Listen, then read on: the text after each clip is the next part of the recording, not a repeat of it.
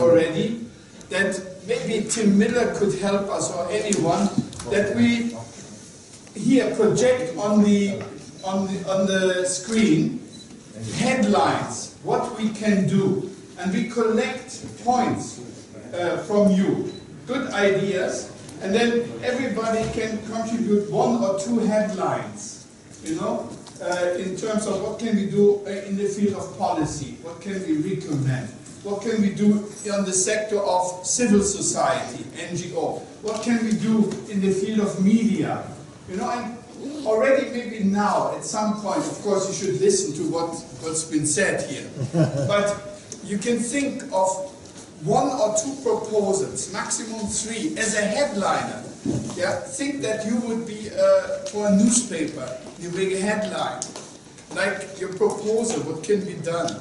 And then we see in the end, okay, we have a result. Apart from the notes that you took, the inspiration that you got while listening to all the people, we have to, in the end, have a list of ideas or proposals. What do you think about that? Yes. Yeah, you agree? Yeah. All right. We would do it even if you don't agree. No, sorry. I think it's a good idea. So if we can't finish it before lunch, because you know I'm very much in favor of keeping the time. You won't have me delay the lunch. Food is important stuff. So we'll stop at 1:30. Is that right, Heiner? No, 2:30. 1:30? Oh yeah. And then, if we don't have the list completed by then, all of you, I like to ask, everybody gets a chance to make a proposal, you see? And then, if we haven't done it, then we'll do it in the afternoon session and we can send that around. So we have the collection of all the good ideas that you have. Because what I don't want is that we fall in the trap of cultural pessimism, if you know what I mean. Yeah? We cannot allow us conservative people that I often meet, also in the field of politics, they like to display a certain cultural pessimism. Yeah? But we cannot allow this to happen and to take a group within us. We want to be optimistic because many of you are religious people. We believe God has hope for this world, so let's also have hope and ideas and be optimistic. Okay? That's why we're going to do it. So enough now from my words for the start. I got an old program, now I got a new program. I tell you who's first. Ladies first. That's very good. Maria Hildingsen. She's doing great work in Brussels. Yeah, coordinating all the work of the good forces in Brussels. You'll speak to us first. Give an impulse speech. Pointer and whatever it is. And to be able to reflect well with you, I'll be sitting today while speaking. And I'm sure our moderator will be very happy because I will have at least 10 headings. Yeah, very simple things. Now, so marriage and family in the West. Where do we go from here? Can't see it quite there, but alliances and strategy for way forward. Just reflecting first on work forward. It's very easy to look back in our lives and think that things were better before. Perhaps they weren't that much better. But in either case, we don't have much of a choice because we're not going to go backwards, we are always going forward. And therefore we need to see what we want to propose for the future generations in our respective countries, on our respective continents. I think that we all have the same concerns when it comes to the future of marriage and family. And when you travel across the world and you talk to people, you see that most people care about exactly the same things. They care about their children, they care about their children's future, they care about their children's education, and they have the same worries. I was just recently for 1 week in Ivory Coast in Western Africa, and I was speaking to many, many parents there, and they have the same concerns that I hear here in Europe. They see how their children are exposed to pornography through social media, internet, but also mobile phones. They are worried on how to be able to educate their children, to transmit the values that they want to give it to their children, and so forth. So I think that these concerns are shared. I also think that most of us have in common the same good intentions. We do want to do something good. And that would be the case for the vast majority of people. However, in some cases, those good intentions do not find an adequate response, or the response that is offered is not adequate. Yesterday when talking, I spoke about the Swedish situation and how teenagers in Sweden today commit suicide. It's come to such a point that not only it is the main cause of death among our teenagers, but also the psychiatric facilities in our country can no longer cope with the demand for help and assistance. This is a huge problem in my country. And rather recently, a psychiatrist who's thought a lot about this issue, who works a lot on the issue of teenage suicide, published a book. And he wrote an article in one of the main Swedish newspapers. This man, I could see through what he'd written, that he was profoundly concerned with the health of our young people. Nevertheless, he was talking about school nurses, what teachers can do, what psychiatrists can do, and so forth. It was a rather long article. And at the end of the article, I was shocked, because he had not mentioned one single time either the word family, parents, mother, father, sister, brother, siblings. There was not one single word referring to the family or to family members, which shows that there is a very good intention, but the elephant in the room was completely forgotten. The family was just not there. So how do we do this in a different way? I think what we need to do is to stop simply being reactive. We can see that there are problems and react to the problems. But we need to shift from that attitude to an attitude where we are proactive. And we need to work in such a way that our approach is proactive by strengthening, by supporting, by promoting marriage and family. Not just defending. Sometimes we need to defend things, but we need to talk about them in a positive way. In fact, I also mentioned yesterday that I believe that the main challenge we have in the Western society today is the very understanding of what marriage and family are. I started working in Brussels in 2009, and my daily work is lobbying at the European institutions, the EU and the Council of Europe, for family. I have seen an increase during those 5 years in the politicization of family. Family has become a very political topic.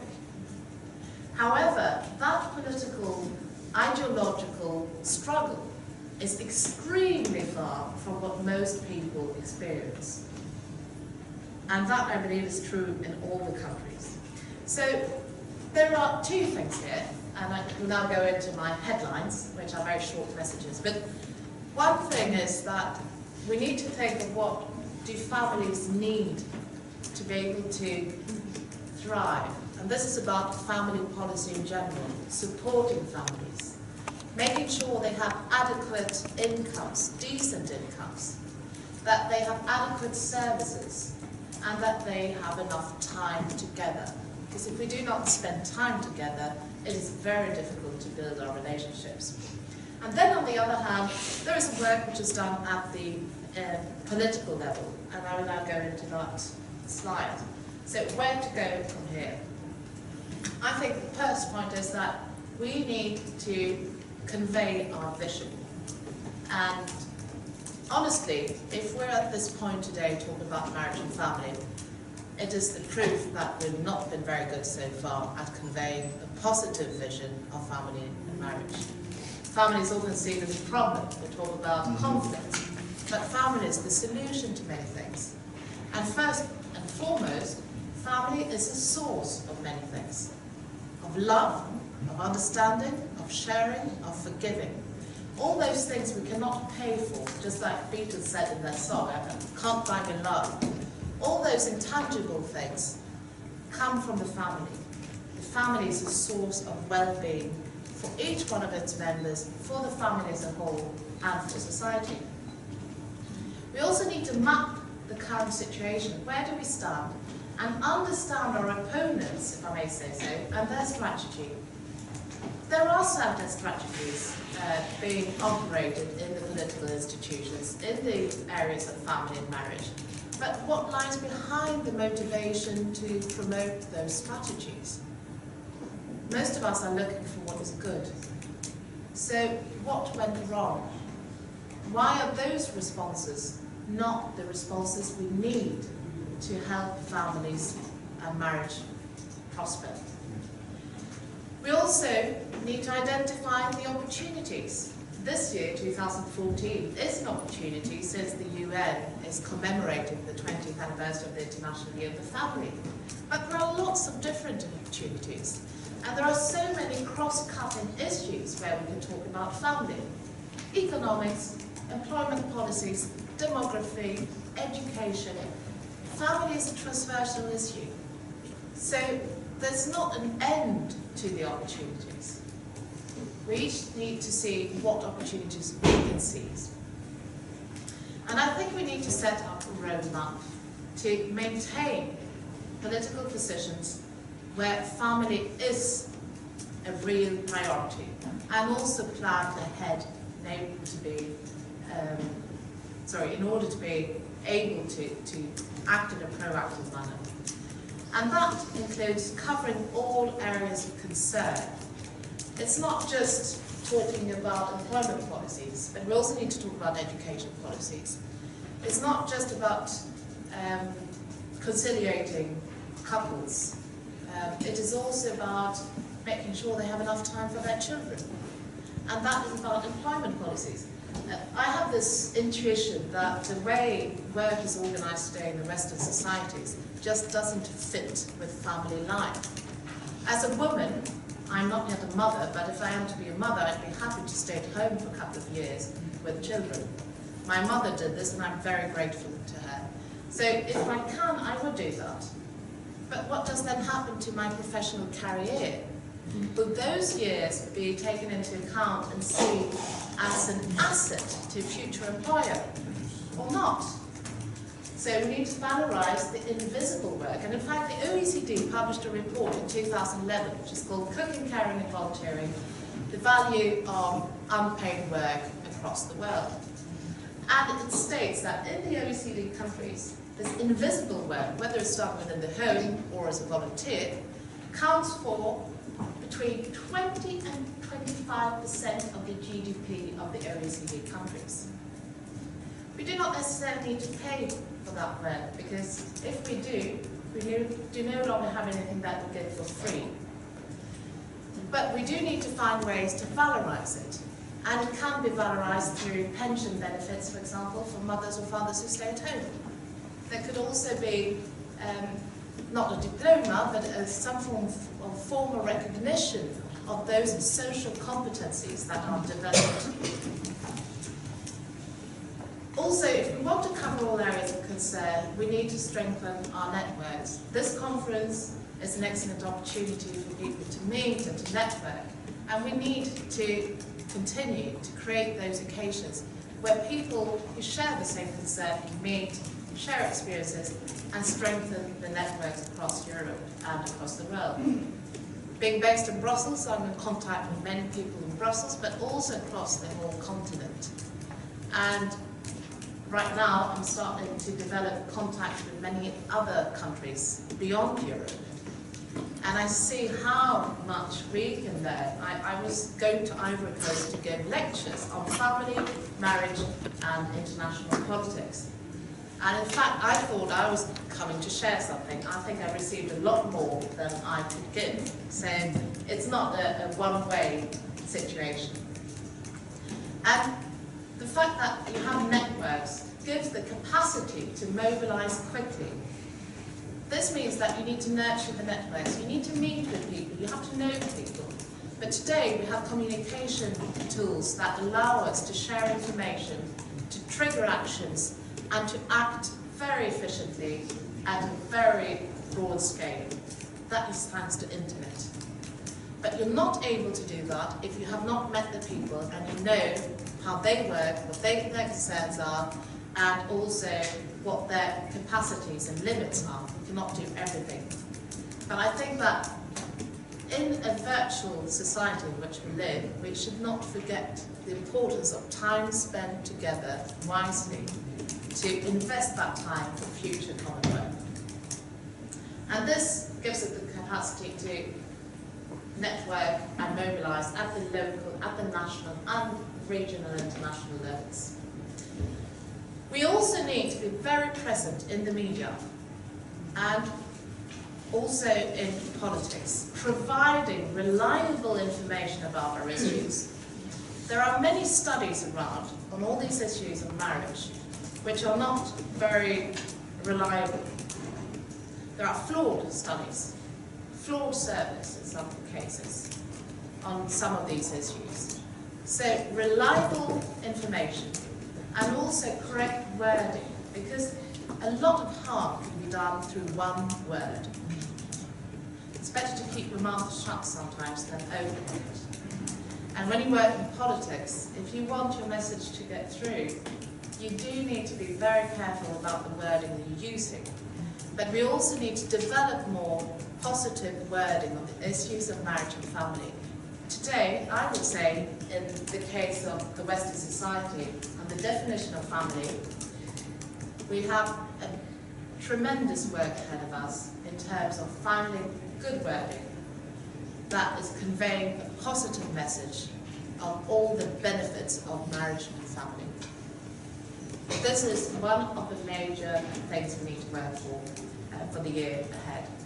And then the last point is the need for monitoring, to have reliable intelligence. What is going on here at the United Nations, at the Human Rights Council here in Geneva? And what do the member states really want? Not what you read in the media, but if you talk to delegates, you ask them, what do you want? What does your country want to promote? And through those personal relations, we can do a lot. If we only rely on what the media says, we will have a flawed picture of reality as well. So, to sum up, I would say there are three things, which I'm repeating actually what I said yesterday. First of all, the importance of giving testimony to the family founded on marriage as the way to integral development of society and the way to peace. And that's, yesterday I had a picture of a young couple on their wedding day. This is a couple a bit later after several years of marriage.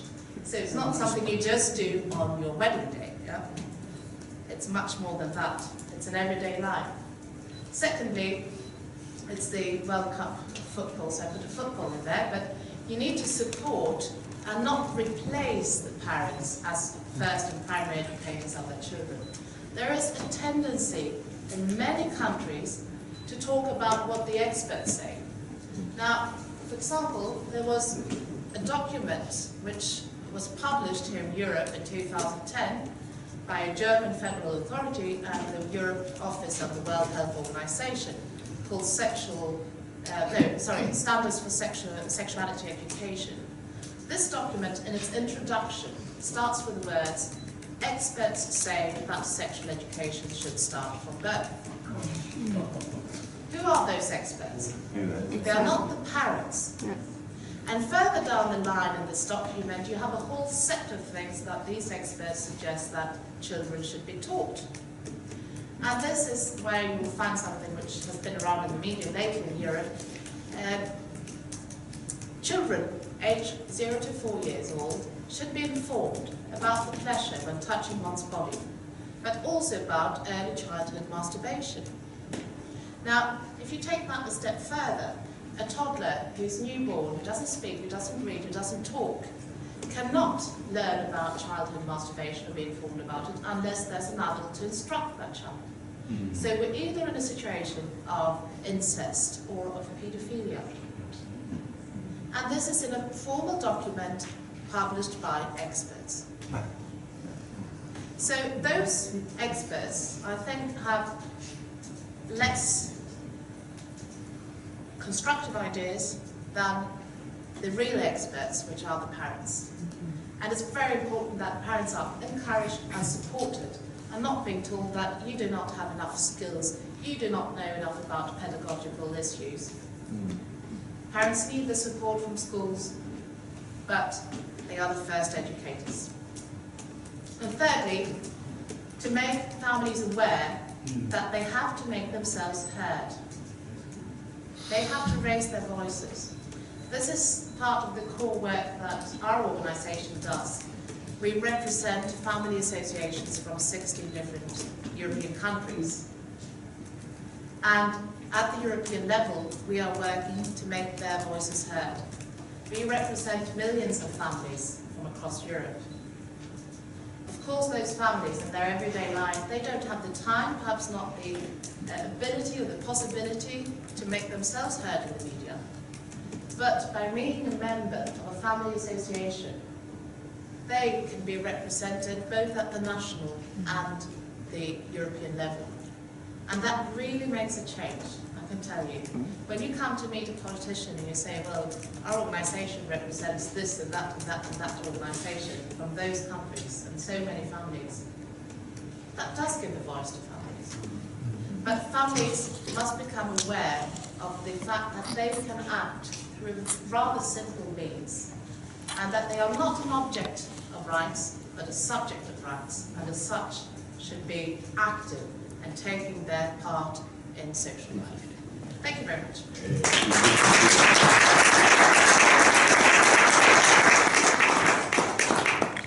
Yeah, Maria, thank you very much. Excellent. Yeah, already we get a lot of ideas, how we can approach the issue in many ways, and it will make for a number of good headlines on our list. What you provided. First of all, network, and I will ask Heiner at that point, can you assure us, Heiner, that we will get a list of all the participants, if they, of course, don't mind, with their email and their telephone number and so forth, so that this point, networking here, is guaranteed. We will make a list and circulate. Yeah, and can be sent, so that would be then the first point that we're already achieving here, yeah, in the end, to be able to draw from the wisdom of all the organizations. So again, Maria, thank you very much. Very encouraging, very good. Because we may cover different issues or topics with the short speeches that we hear, would you like something that you haven't understood, or in a short way we want to keep our time, that you want to address to Maria, a question that does not... Serena, please. Thank you very much for your talking about motherhood, and I would suggest that we have absolutely to reevaluate the terms mother and housewife, because mother means create life and housewife means to create an environment for life. So in economical terms, these two definitions have no value. And I, as a mother of 4 grown-up children, I have been confronted many times with this, with comments or questions about this. And so I had to justify my lifestyle now as a mother of adult children, doing also some hobbies and things apart of just looking for the family. When my children were little, my husband once said, why don't we take a babysitter and so you can go to work? Then I told him a babysitter works in average, or the maximum what is allowed by law is 26 hours per week. But I am working 15 hours per day for 7 days. It makes 105 hours per week. So to replace me, we need 4 girls. Can you be short? It's very entertaining and good, and but nevertheless. Yeah, my children recently said, Mama, you stay at home and we don't see you working. We have to go to school. After that, we have to do homework. We are full of duties and you not. And I have never asked, nobody asked me for the 20 years I worked 105 hours per day. This makes 2.5 times more than your papa, who works 42 hours. So in 20 years I work like he will work in 50 years. Then this whole time, now I have nothing to do. Okay, thank you for your comment. One short question, if it's a short question, not a long comment. Thank you. Okay. I want to ask, it was shown on the screen that we should understand our opponents and their strategy. What lies behind their motivation? And this is a very interesting question. And I should ask, who are there? Good question, yeah. Well, I forgot to say this. Whatever political issue you're working on, you in general have a situation where you have between, let's say, 10-20% who are very convinced of what you want to promote, 10-20% who are very convinced of the opposite, and those would be your opponents. But in between, you would have the majority. All those people never reflected on that particular issue. And these are the people in general that you can convince. But you do need to understand that whatever your political issue is, this can be economics, it can be family, it could be other things, environmental issues as well. You're in an opposition situation. And so you do need to understand what does your opposition want and why. To understand their strategy, but also to, I'd say, take it a bit further, or a step further. As I said at the outset of my short presentation, I think all people are of goodwill and they want to do what is good. But we are all affected by different cultural heritages, ideas and so forth, and values of course as well. So we need to understand what lies behind what those who are thinking differently are promoting. To reach out to those people, because they are also people of goodwill, and see whether we can find common ground on some things. In some cases this is not possible, and there will be a real fight, a clash, an ideological fight. When that is the case though, I would say that that 60 to 80% which are in between those who have different opinions, that's where you can make a difference. But since there will be attempts to do so from both sides, you need to understand what is going on at the other end of the spectrum and how to adapt your strategy to what they are doing on the other side. Now, I'd just like to briefly comment on what you said.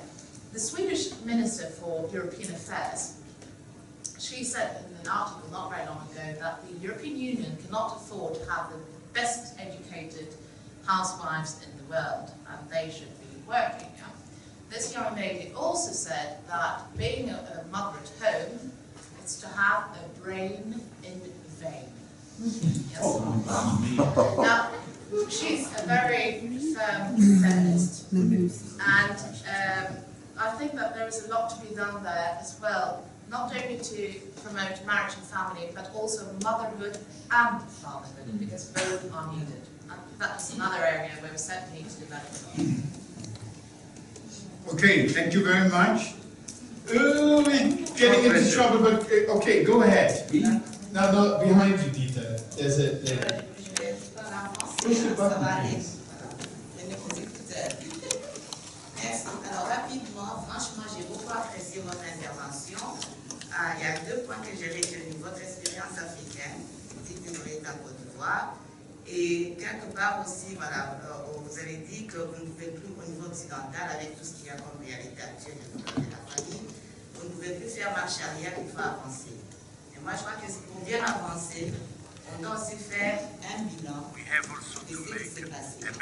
Vous avez été en Afrique. C'est vrai qu'aujourd'hui, l'Afrique n'échappe pas aussi à toutes ces réalités. Voilà.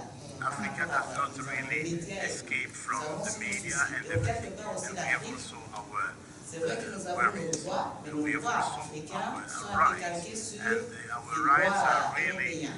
Heureusement que nous avons quand même un droit avec nos sources, la coutume. Et dans nos coutumes, nous avons quand même pu tirer quelque chose de positif dans nos coutumes pour les intégrer dans nos droits. Je vais parler par exemple de la place de la femme. Dans le code de la famille, par exemple, la femme a une place prépondérante. Le dit que l'homme est chef de famille, et la femme, c'est le catalyseur de la société. Et donc, l'enfant tombe dans la famille. L'enfant de la famille.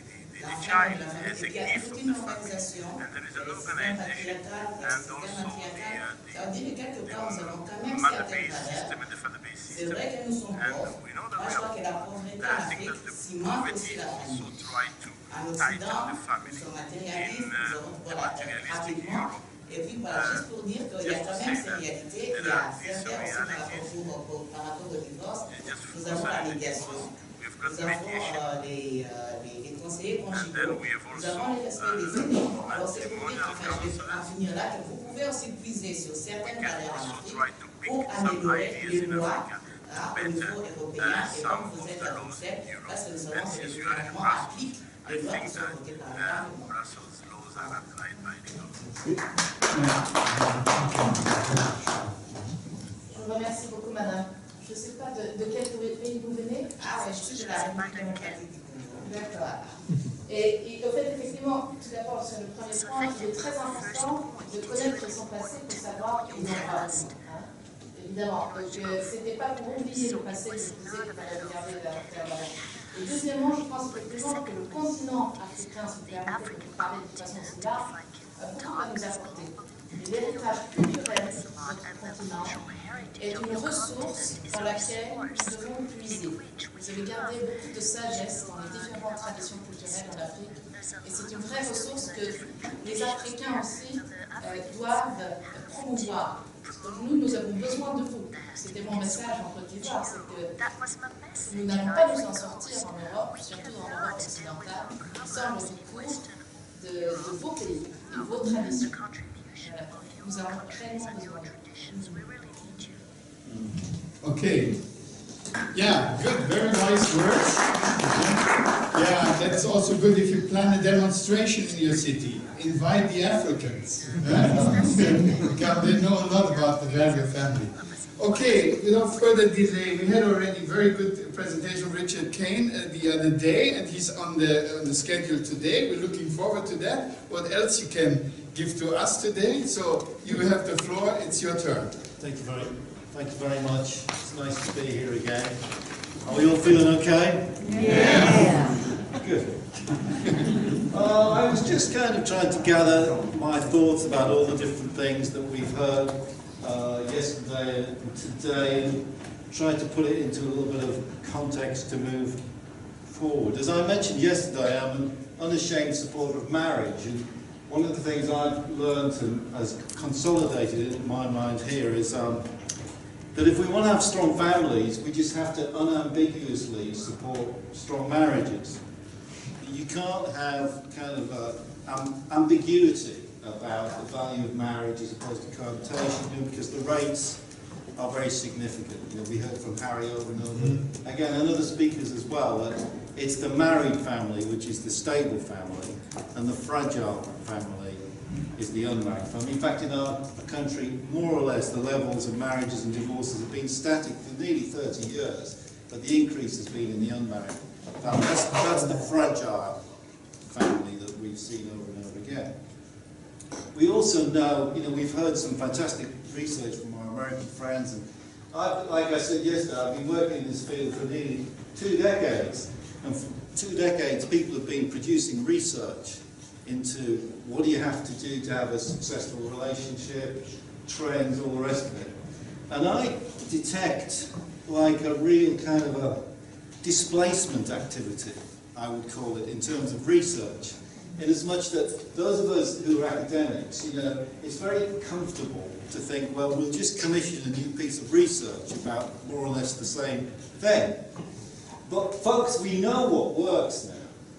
You know, we know where the intervention is required, you know, in years 1 to 3. We know that if a couple make it to 10 years, they're likely to stay together, and those numbers haven't changed much for 50 years. We know so much stuff about this. I would really like to see funding and resources and intelligent thinking moving away from the appetite for more research to activity that helps couples in the local expression. Now, I don't think that kind of activity is going to come from the government.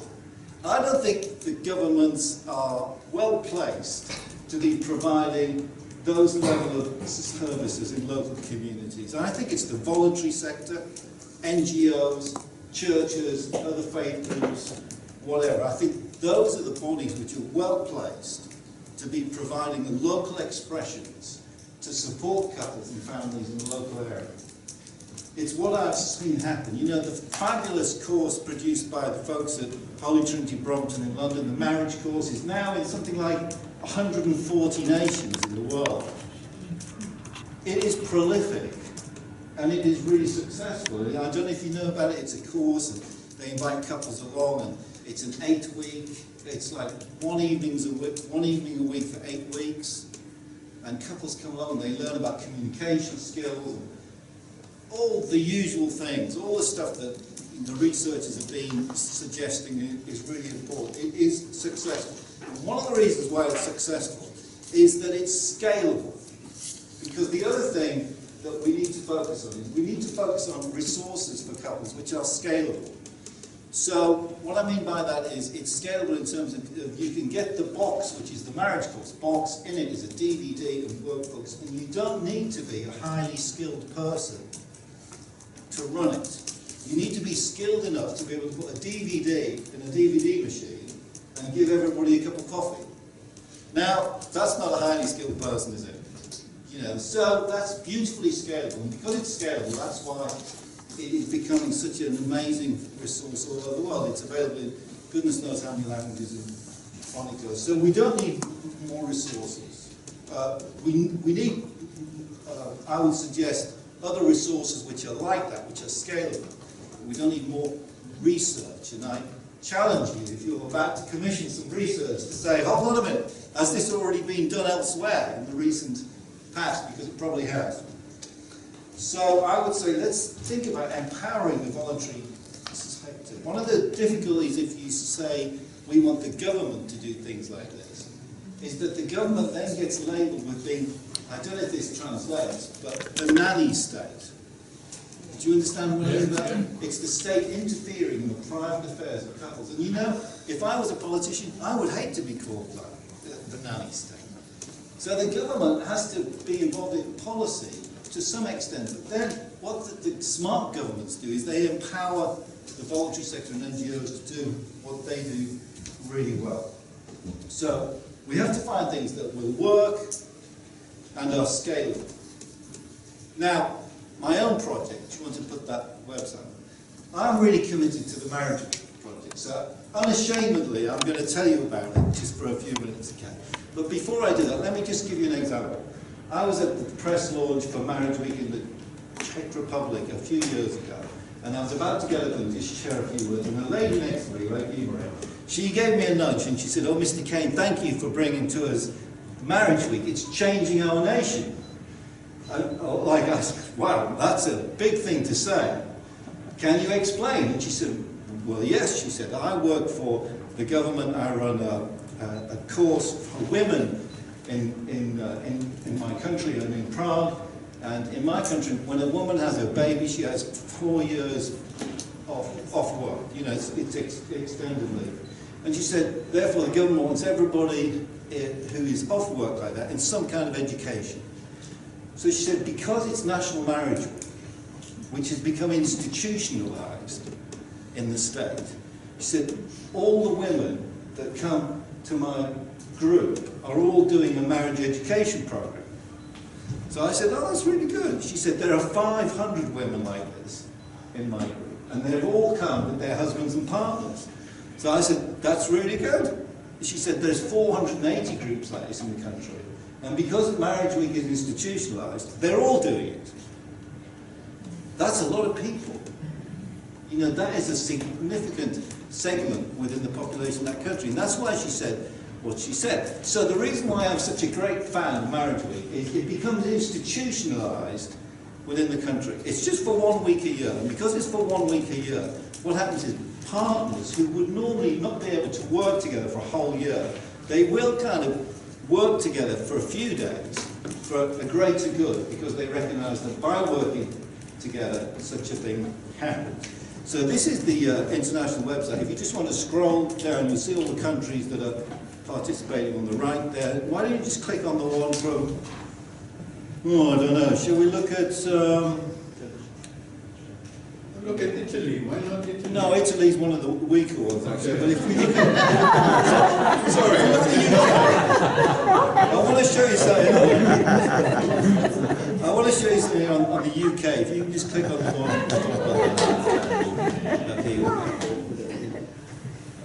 one. So you click on here, you'll hear me here, and it'll load up. And I'm going to show you a map. And the map is, we had, for Marriage Week this year, we did a renewal of vows where we got everybody in the country to renew their vows simultaneously. It wasn't a massive success, okay? But basically, what happened here was, as I suggested, you click on here, find an event, it's loading a bit slow. It's basically, it's a primary preventative campaign. If you think of it in terms of healthcare, primary is kind of you're influencing in a very primary way as opposed to secondary or tertiary support. Now the reason why this is important, okay, is that a couple that walk up the aisle together or go to a registry office to marry, their intention is for this marriage to be a success. They want it to be a success. That's why they're doing that, okay? So all we're doing is we're supporting couples in the decision they've already made. So we're not trying to persuade anybody to do something they don't want to do. We're not trying to irritate the gays. We're not trying to irritate the couples who cohabit. All we're saying is, look, for the vast majority of couples who are making this as a life choice, we just want to support them in that. And then what happens is you've got all these events all over the country. Couples come along, and you know what happens? A magical thing happens. They come along thinking, I'm going to go and have a cup of coffee in a seminar or something like that. And they come along and they hear something, they might watch a DVD or listen to something like Maria or me or somebody else, and they become intentional in their relationship. It's a magical thing. So they go from being ignorant about what they have to do to make the relationship a success to becoming intentional. And when they become intentional, they then say to each other, you know, maybe we should buy a book together about the love languages or how to have a happy marriage, and we'd be able to read that together as a couple, and they're becoming intentional, because the reason why the happiest couples are not the smartest couples or the richest couples, but couples who are intentional about their relationship, which means that, you know, they're proactive with each other.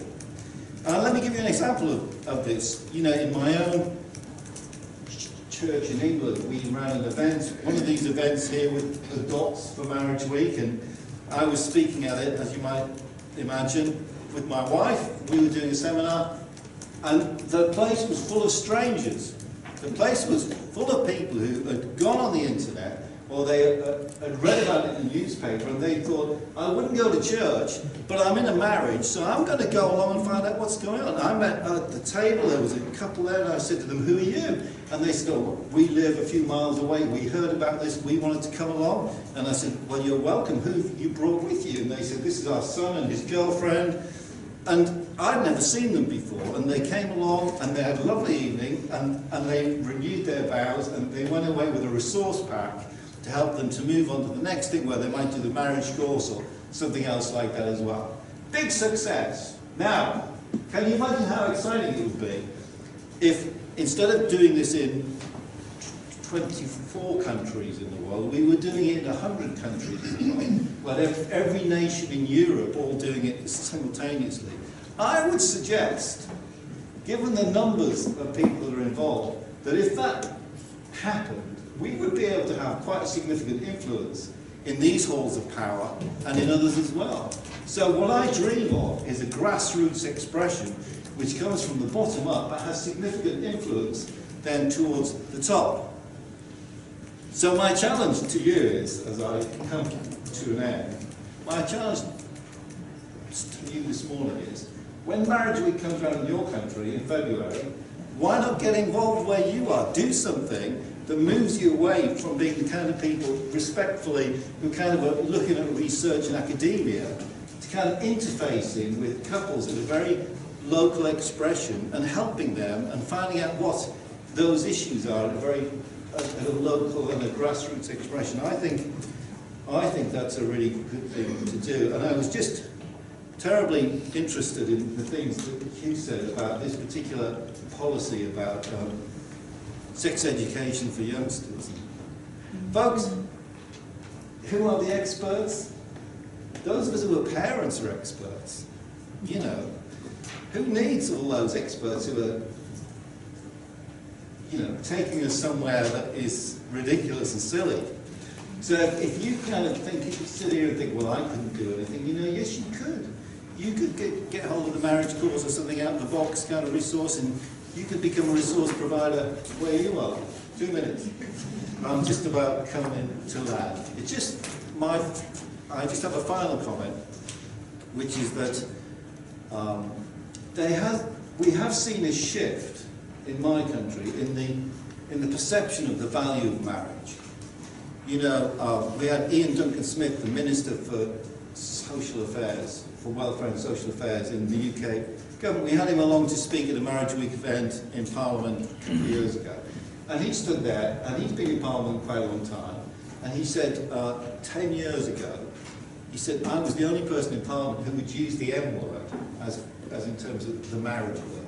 That it was completely out of vogue. You know, only lunatics would suggest that marriage was better than any other kind of relationship form. He said, but now, because the research argument has been made so compellingly by Harry and others like that, he said, now I can get support from everybody in Parliament for the fact that the married family is the most stable family. He said, I can use the M word in the corridors of power, whereas before I was only allowed to whisper it here and there. So that's a great shift. And so if you're not quite at that place in your country, you know, keep going, because we've seen quite a shift in my country, and it can happen in yours too.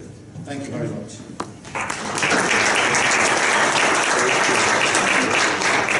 Yeah, thank you very much, Richard. You made your point. I think we got it, your point with the Marriage Week. It's good, it's practical, it's applicable, and we can learn more about it if you go on his website, and you'll get the list of his email, and you can get in contact with him if you have any questions how to apply it to your nation. So that's really good.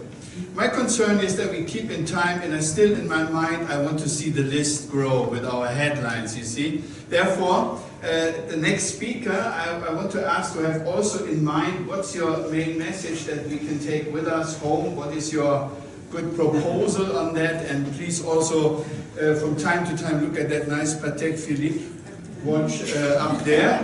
Yeah, we've got, let's say, 15 minutes, and then we should work on our list. I might say something, Margaret Heidemann comes from the Netherlands. Yeah.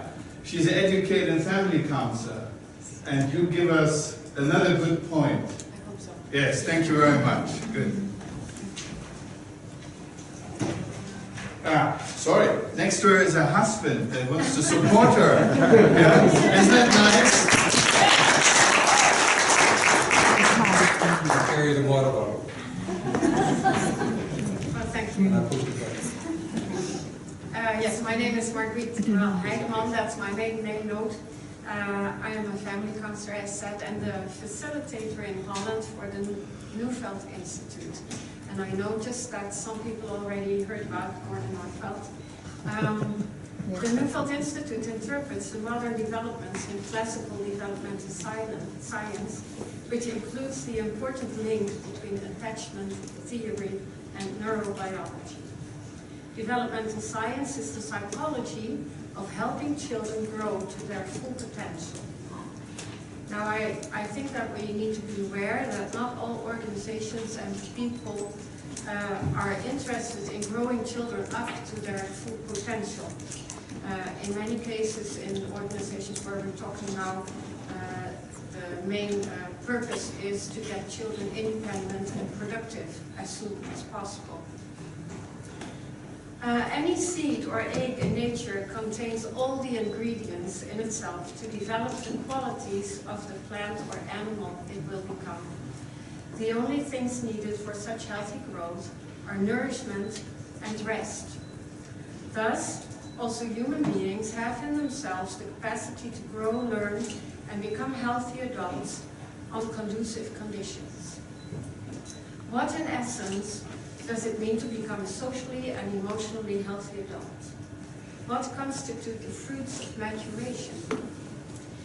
In developmental science, 3 core aspects of healthy maturation are clearly recognized, and they come up in psychology all the time. They are emergence, adaptation, and integration. And I will shortly comment on all 3 of them. One of the aspects of maturations is emergence.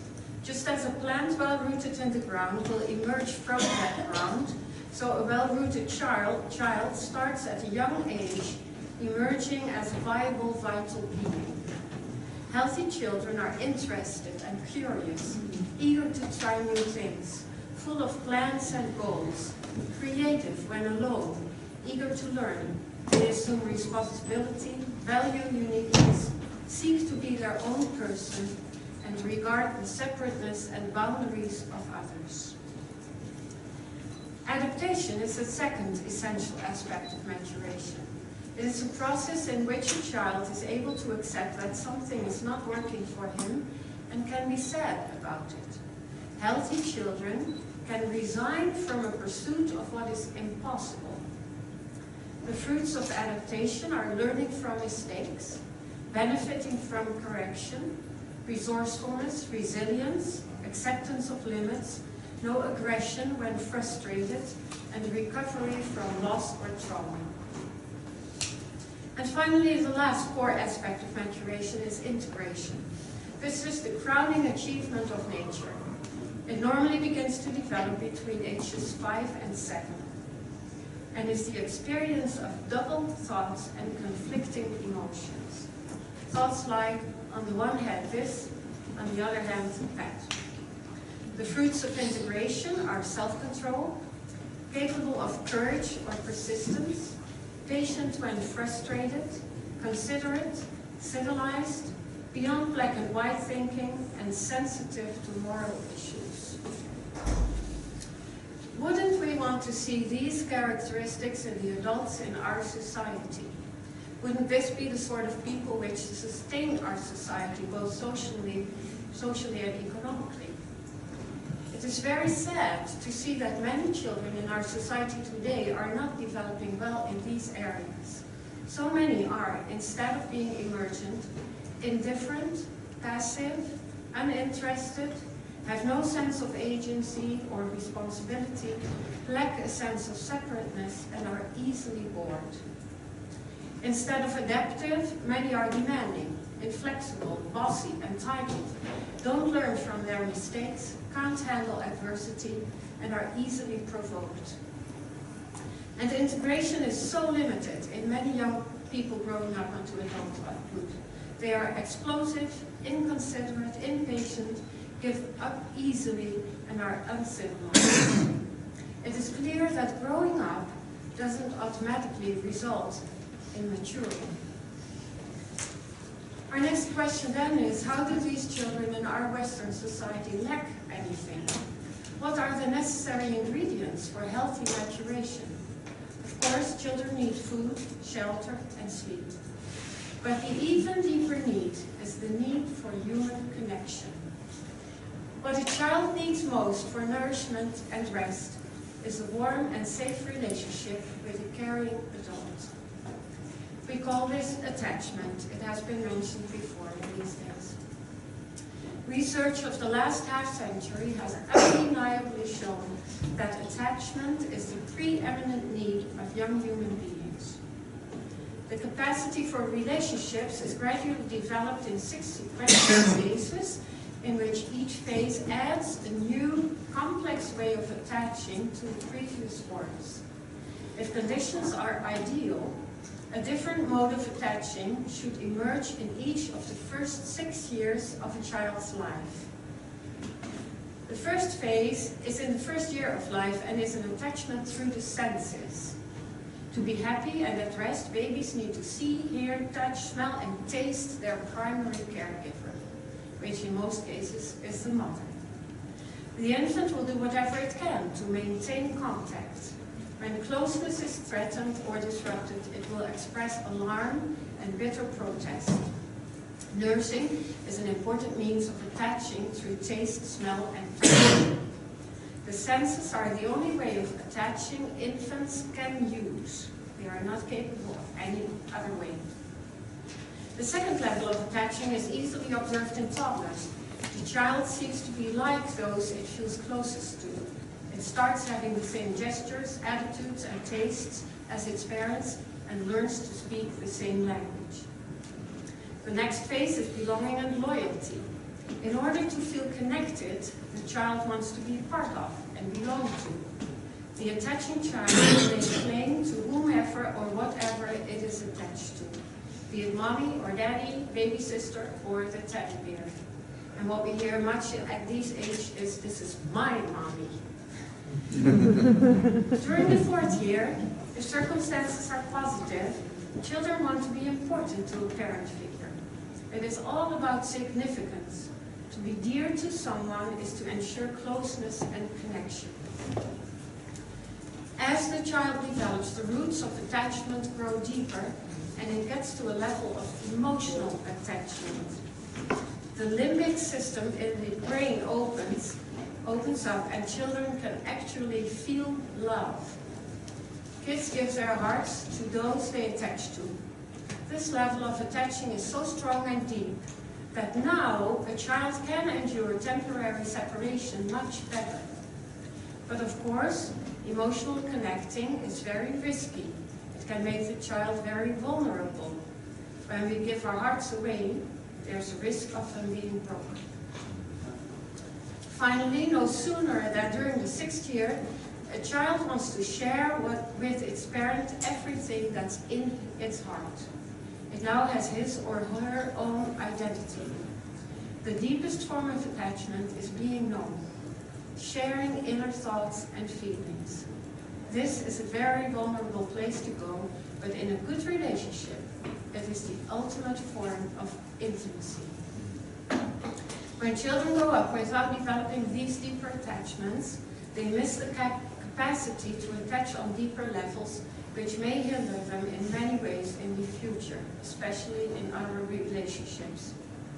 These children may also develop a range of emotional and behavioral problems like anxiety, attention deficits, aggression problems, etc.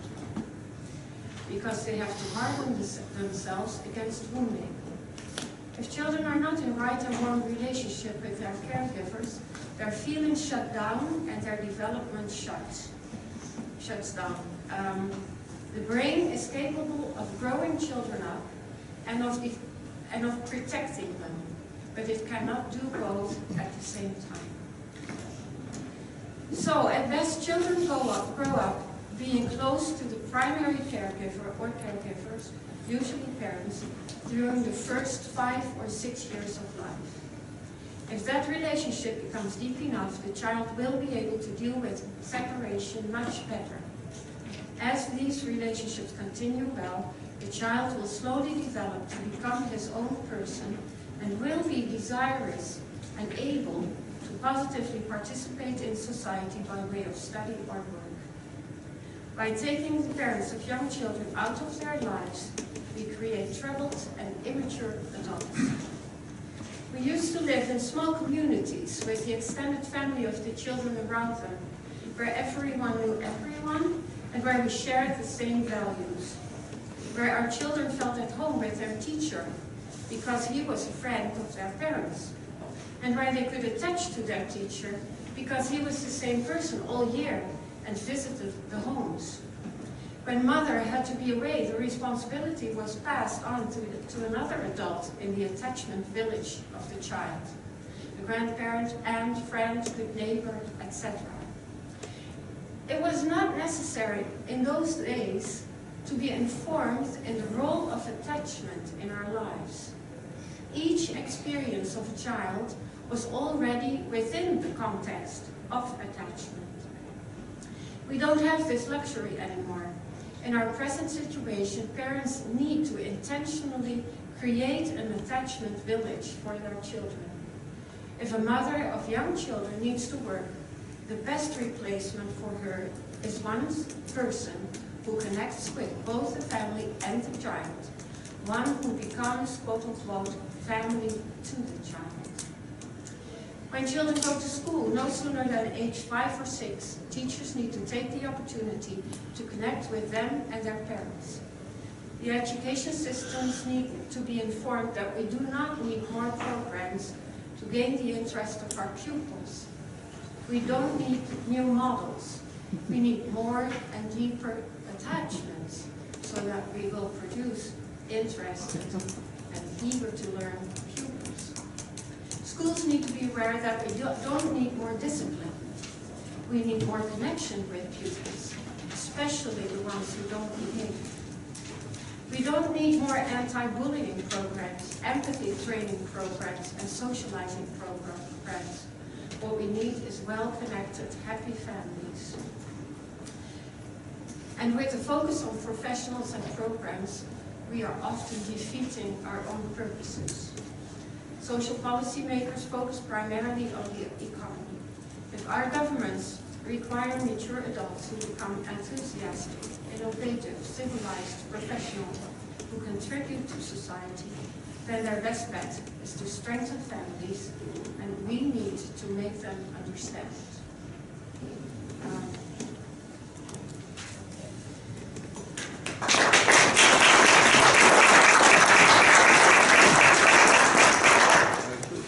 Yeah, thank you very much, Margaret. Very good, very necessary, something that probably in the African culture they all understand already very deeply, but because we suffer from anthropological ignorance these days in the West.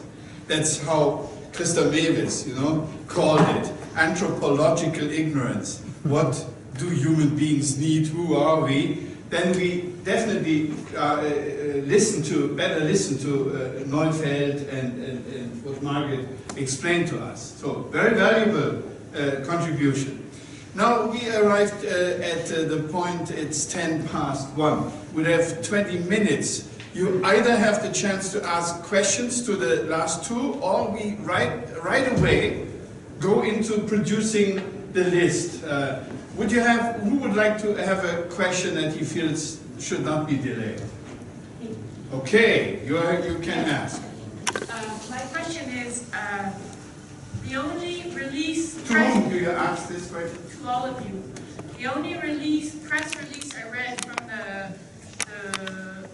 Human Rights Commission debate on family rights it was negative, of course, and they kind of put personal individual rights against family rights. Suddenly you have Putin who wanted to impose family rights on humanity. How can we do to show that individual rights go with family rights at a communication level? How can we really show that the family, they were just saying the family's being some kind of a totalitarian regime, and they associated all this negative family. How can we work on both together? Family rights and individual rights are not antagonistic. I think Maria, if you could answer on that. Yes. In fact, what you're describing here is a general trend where we see that rights are individualized. I mentioned earlier today, I think, or at least to someone, that Sweden, for example, is often given as an example for family policy, whereas in fact there is no such thing as family policy in that country. because we're talking about individual policies and individual rights. And just this morning I received a paper on family rights in Sweden. And the person who sent that to me is French and has lived in Sweden for many years. And she said, actually, in Sweden we've come so far that the government now has to protect the different individual members of a family from one another in terms of rights, because there is a clash of rights. So what I think is very important is to recall the importance of family and recall that the family is more than just the sum of the individuals that make up the family, but the family has its own value as such. There is an added value to family. And this, of course, also is a question more for legal experts, but of course there is a reflection here that needs to be made about individual rights and about the right of the smallest community in society, which is the family. It is not a hazard that Sweden is one of the main promoters internationally, the UN in particular, of the rights of children, because this is part of this individualistic perspective. But as I mentioned earlier as well, when we talk about suicide in Sweden, there's no mentioning at all of the family. So there is also here an ideological will, which has been in force for several decades in my country, to individualize society, but you're breaking down the family. So once again, we need to strengthen the family, we need to promote it, and we need to convey the message that family counts and makes a difference. And that it makes a difference to society, because we tend to look at figures and facts, and if we have all this data that has been presented, it gives us very good tools to show how important united families are, not just taking into account individual rights. Okay, thank you very much. If I allow you to ask more questions, we're not going to produce a list. Are you okay with that? I have a question. Okay, go ahead. Thank you. This question is from Marguerite. I'm very glad that we have attachment theory specialists here in the room. And my question is, I've been kind of frustrated over the years in my work promoting marriage education programs, although I think they're very good for a whole bulk of couples. But particularly among vulnerable families where you've got intergenerational fatherlessness and lack of stability in the home, you have loosely attached or chaotically attached adults raising children. They don't know how to attach. I mean, even if it's a single mom to their child, part of our in-home support systems include, visiting and teaching moms how to really attach more deeply to their children, even if the dad isn't there. But that's not my question. My question is really about, do you have any suggestions or programs or approaches to work with couples? Because behavioral-based approaches, which largely marriage education is, knowledge and skills and these type of things, or are okay, but they don't address really the deeper attachment issues, which are often behind couple issues, particularly for vulnerable families. So anything you could point me to regarding that topic?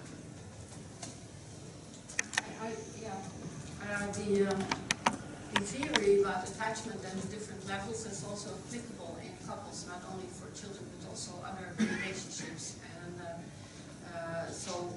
I cannot point to a certain progress, certainly not in the United States, but there are family counselors who work with that and are aware of this information. And creating attachment with someone that has not come to a deeper level of attaching requires certain very simple steps that people can learn. And I even considered giving them today, but my time was limited. But those are the same things that we learn about children that refer also for adult connections. Thank you. Okay, sir, your turn. Please make it short, your question. Oui, merci. Donc, François Schmitt de l'ORED. Donc, je m'occupe d'une organisation qui s'occupe d'éducation prénatale. Donc j'ai beaucoup aimé et apprécié tout ce qui a été dit. Je trouve ça tellement fondamental et tellement important. Donc au niveau de la source de bien-être, justement, où on parle de la famille, je crois que la source, avant la source de bien-être et de la famille, la source, il faut s'occuper de la source de vie. Et donc nous, notre objectif, notre travail, notre communication et notre information consiste justement à valoriser la vie dès la période prénatale, c'est-à-dire dès la conception et même avant. Donc où quelque part la famille est déjà présente. Et donc il nous paraît très important de savoir et de transmettre le fait que pendant cette période prénatale, Excuse me, sir, do you have a question or you want to j'ai aussi just une question. Oui, justement, comment intégrer ces éléments-là dans toute cette perspective et toute cette approche et toute cette communication et toute cette éducation au niveau de la famille. Donc c'est pendant ces 9 mois que beaucoup de choses se mettent en place, et en particulier la notion de l'attachement qui se met en place d'une façon extrêmement profonde. Et c'est selon la manière dont vit la mère, ce qu'elle sent, ce qu'elle pense, et son environnement familial, donc le compagnon, le mari et toute la société, que des choses se mettent en place et que la vie se transmet et que des mémoires aussi positives comme négatives se transmettent. Donc la question, comment on peut intégrer ces éléments-là d'une part dans la notion d'attachement, où les 6 points ont été présentés, mais qui commencent avant et qui au moment de la naissance se fixent profondément, et comment intégrer ça dans un programme collectif d'éducation au niveau de la famille, en intégrant ces éléments-là. Merci. Yeah, okay, thank you. I think, Margaret, this question is addressed to you. Do you feel capable of answering that in a few sentences? Only in a few sentences. If not, you better stop with this gentleman during lunch break, right? Yes, I'm quite ready to do the latter, but also I would refer you to the Neufeld. Sorry, yeah, lunchtime is fine, but I would also refer you to the website that was on the screen, the Neufeld website. The material for the Neufeld has been translated in 17 languages, and there are also courses available in different languages online, and there are facilitators in France and in more countries in Europe. So, yeah. Merci. Oui, je regarde. Okay. So now I asked Tim Miller to come up. You get now the great chance to also contribute to the list that we want to make of good proposals. And I would say we have a first round possibility here. You just say, if you want to, you raise your hand if you want to contribute with one headline. What could be done? I think we have something here. I'm sure... I've got a whole list already. Already, okay. Existing speakers. Okay. Your suggestions, Maria's 9 points, some points it's from too fast for me. And some start from the headlines now. Yeah. Where's the list that you made already? This is... On the screen you will not see, Christian. You need to turn. No, I see it here. No.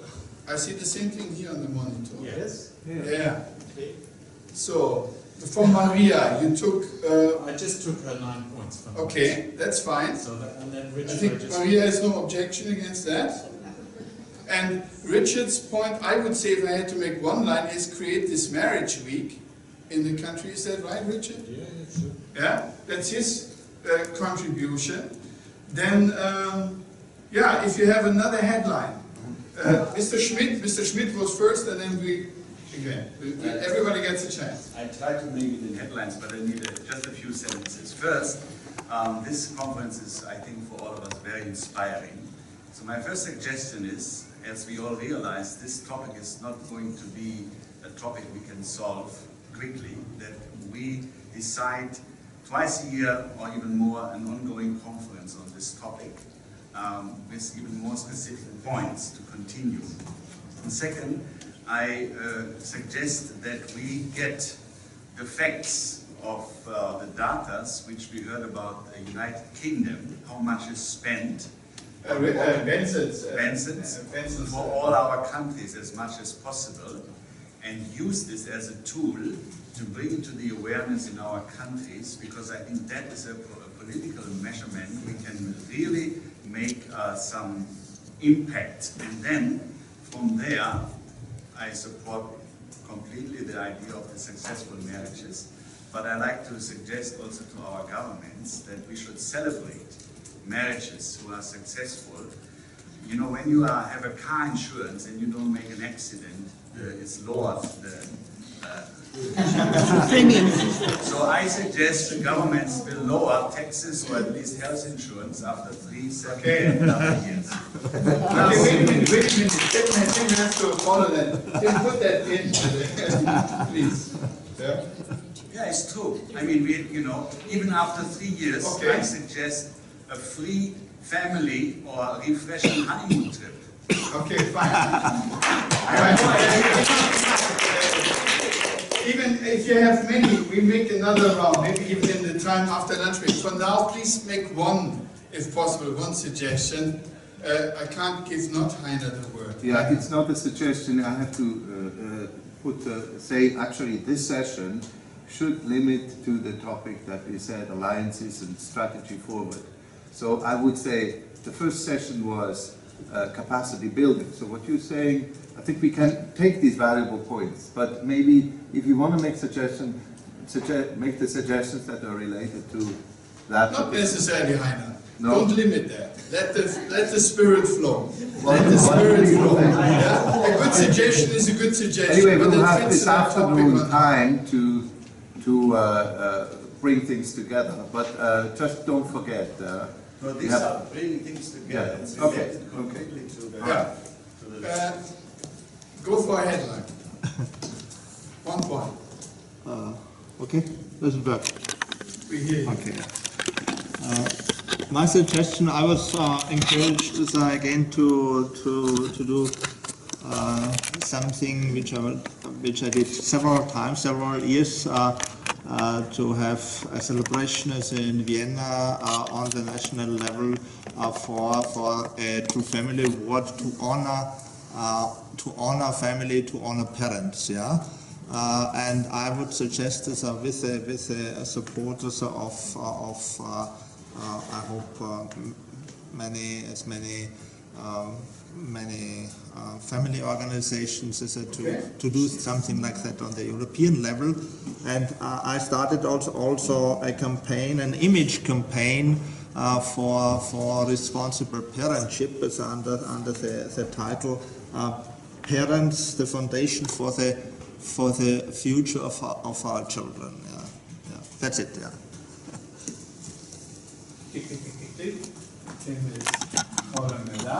That's good. You want to do what exactly? Parents: The Foundation for the Future of our Children? An image campaign.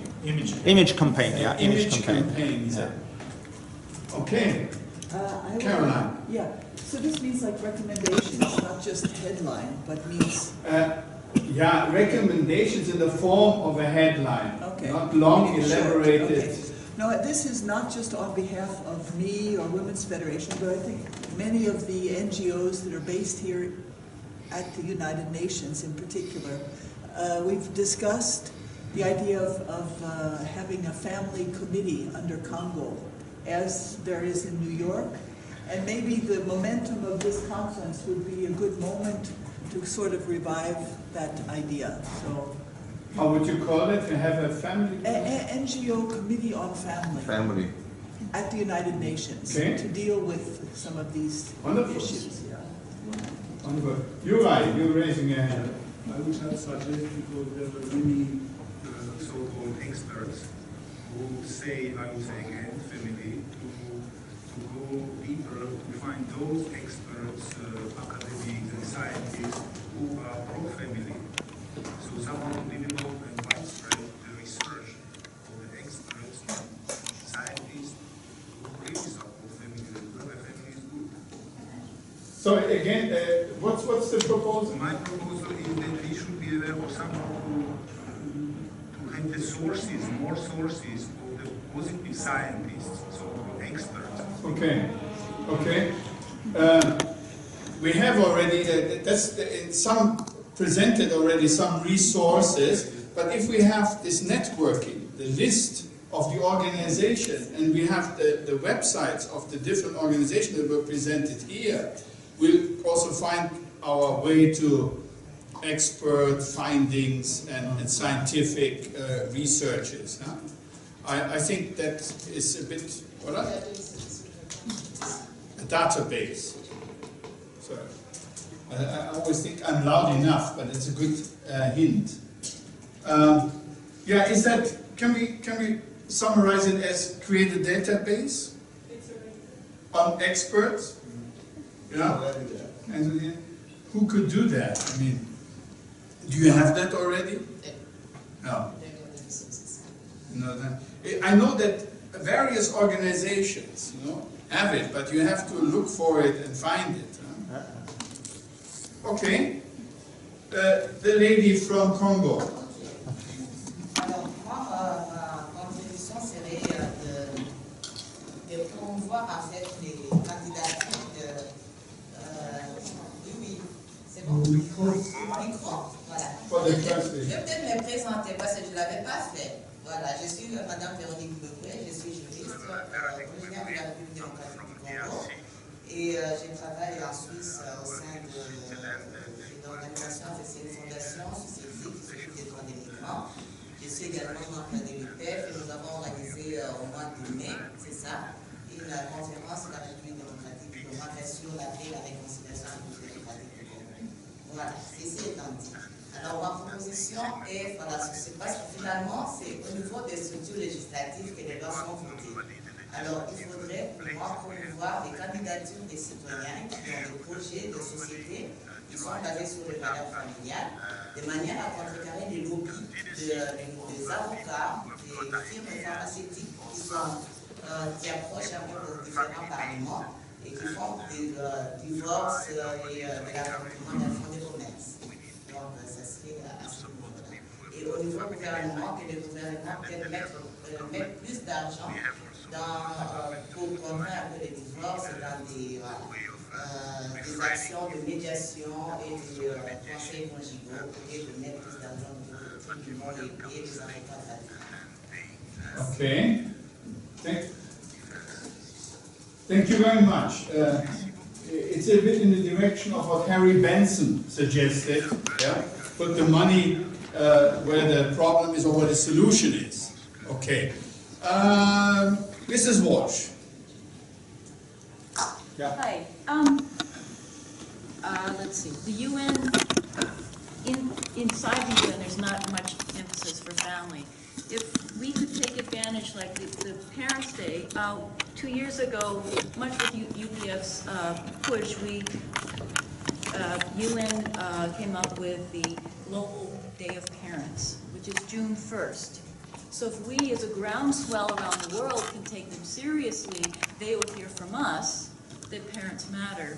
In the same way, on May 15th is the International Day of Family. So we also could make that a day where we really push it from the ground up and say, yes, this is important. And again, of course, the NGO Committee on the Family must be done. Thank you. Yeah, thank you very much as well. I want to finish here because I said we go for lunch, and I'm determined to keep my promise. Okay, and that's not all the proposals that we have, but we continue with it. I have also one more idea that I definitely want to see on the list, but that will be after lunch. Heiner, when will we be here again? At 3 o'clock.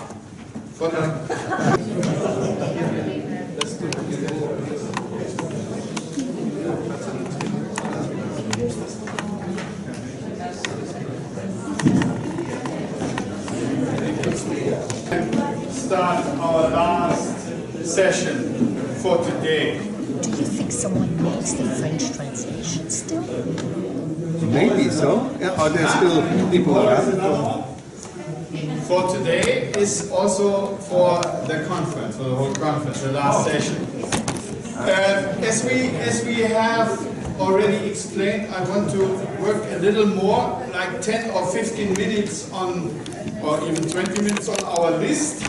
and then I will hand it over to Heiner to sum up, wrap up the conference and conclude it. But I think there is probably a lot of good ideas among you that can complete our list, and then you can be, later on, this list can be sent to you, and you add your own ideas or whatever you drew from the conference to it. I want to mention one point, and I want to ask Tim also to put it on, that is, we call it letter to the editor, or be active in the field of media. I recently spoke to a very famous journalist in Germany, Birgit Kelle, some of you know it, and her husband, Klaus Kelle, he was a former editor-in-chief of this yellow paper in Germany, the Bild-Zeitung in North Rhine-Westphalia. And from the experience of talking with them, they told me that whenever you find a good article on the newspaper or a good report on the television, it is so essential for those that write good articles that they receive positive, affirmative letters. And what I learned from Birgit Kelle was that in the Redaktionskonferenz, you know, where all the writers of the newspaper meet in the morning, then after the article is there, the only question, the first question is, how much response did you get on your article? And even, she told me she's pro-family, and she writes in many newspapers, and the majority of those that write for the paper have not the pro-family attitude, but she can continuously write in this newspaper because she gets most positive responses. So if you get up to 50 responses, that's extremely good in any newspaper. So you have to identify those conservative, or these conservatives, call it progressive or whatever, pro-family writers, and then get in your organization a group together. 50 is not so difficult to have. If you get a group of parents that feel we can't do much to help the case, but if they write and then they say, I really appreciated the article and what you wrote was right to the point, that keeps them alive. That secures their position in the media, in the newspaper, in the television or whatever.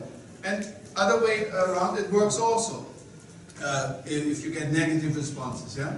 So 50 is incredible number for someone, and even if you can say, I got 15 responses on my pro-family article and the others didn't get that, your position is safe in the newspaper, yeah? So if you take that and you can mobilize your congregation or your group to write positive responses whenever you find that is a life insurance for those who write. It's a life insurance. Because as we said before, you often find a situation that the majority in the media is sometimes leaning to the other side. Yeah? Therefore, those pro-family writers need our support. Do you want to confirm that? Or? Yes, I want to confirm that. Because that was actually, thank you, because that was actually my question. Today, the media is still the opinion leader, and how can we support them, or how can we come ourselves into the media? We don't know enough about these things. Just what you said now, this is extremely helpful. Yeah. It's very little, but still we can do it. Yeah. And I would like to have a workshop about this topic. How can we deal with the media to have more... Yeah, I understand your point. What you got from me now is the essence of what this journalist couple told me already. That would be the essence of the workshop. Please write, don't think it's in vain, don't think they throw it in the paper basket or waste basket. It is really, really, really appreciated, and that's the way we can do it. That was my point, suggestion. Others that you want to make? Mr. Sir from Africa, please. Yes. Well, my suggestion was, is it possible to have some sort of interactive forum?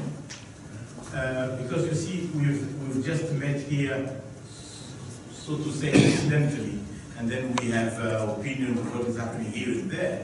But if we have a permanent interactive forum, we could handle discussion on whatever theme, and people from where they are, they can be contributing. Yes, I understand. I don't know where you stand, where your position is on social media. You might think that is a funny thing, that is strange, and or you might think that is good. But I appreciate Facebook a lot. And I'm connected to many of the organizations that are represented here via Facebook. And I get valuable information on family issues from organizations that are also on Facebook. Yeah? So if you have no apprehension to go into social media, check after you get the list of the participants in the organizations here if they have a Facebook page. And then click, I like it, and you want the newsletter, and you want the information. And then every day when you open up your Facebook account, you get valuable information. And this is also how we can stay in touch. To me, this is very, very practical and valuable. I don't know how we can set up a forum where we all be a part of that. Yeah, anyway, well, since you talk about Facebook, why not having on Facebook a family okay. You know, Christian? Yeah. We just go on the family.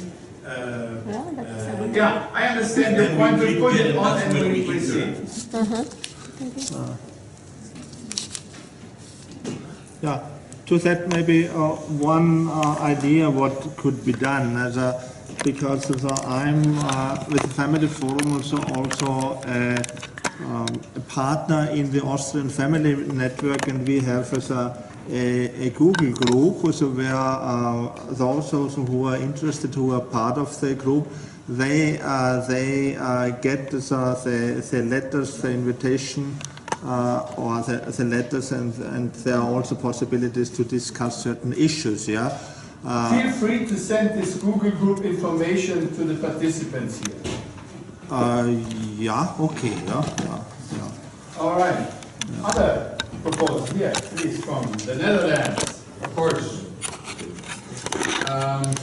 Many corporations are interested in finding out that if the families, if the people working for them are actually more stable and produce more because their family situation is healthy, they will actually spend more time and money in it. So I could imagine us contacting human resources of the different larger organizations, explaining the situation, the pros and the cons, and let them talk about stress management, fatigue because of family relations, divorce preventive courses, and so on and so on. Okay, thank you very much. Tim, can you make that in a headline? Okay.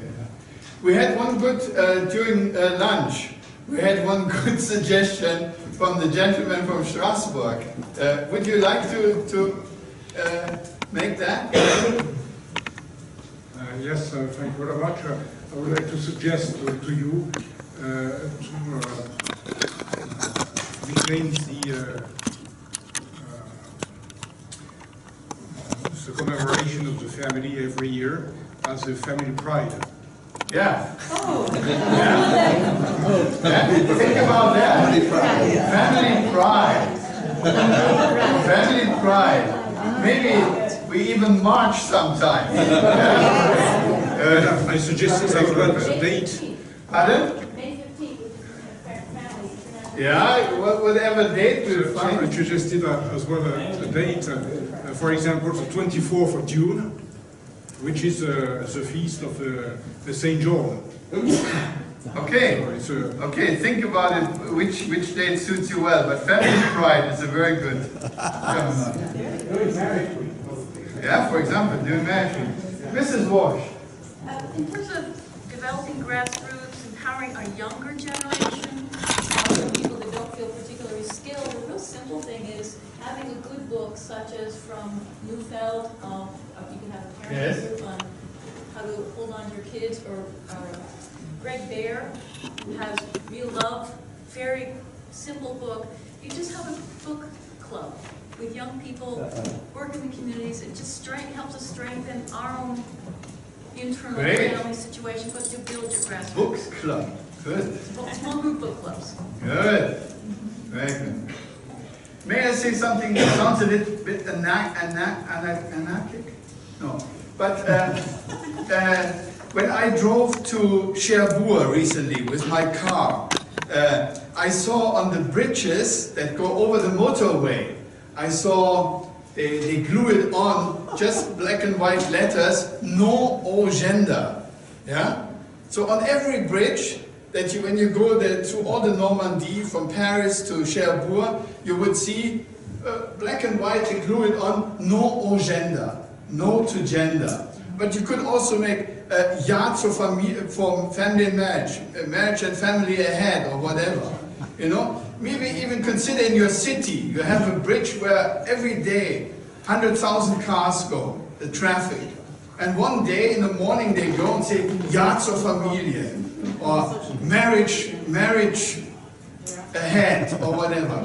Do these kind of anarchic things. Yeah? Why not?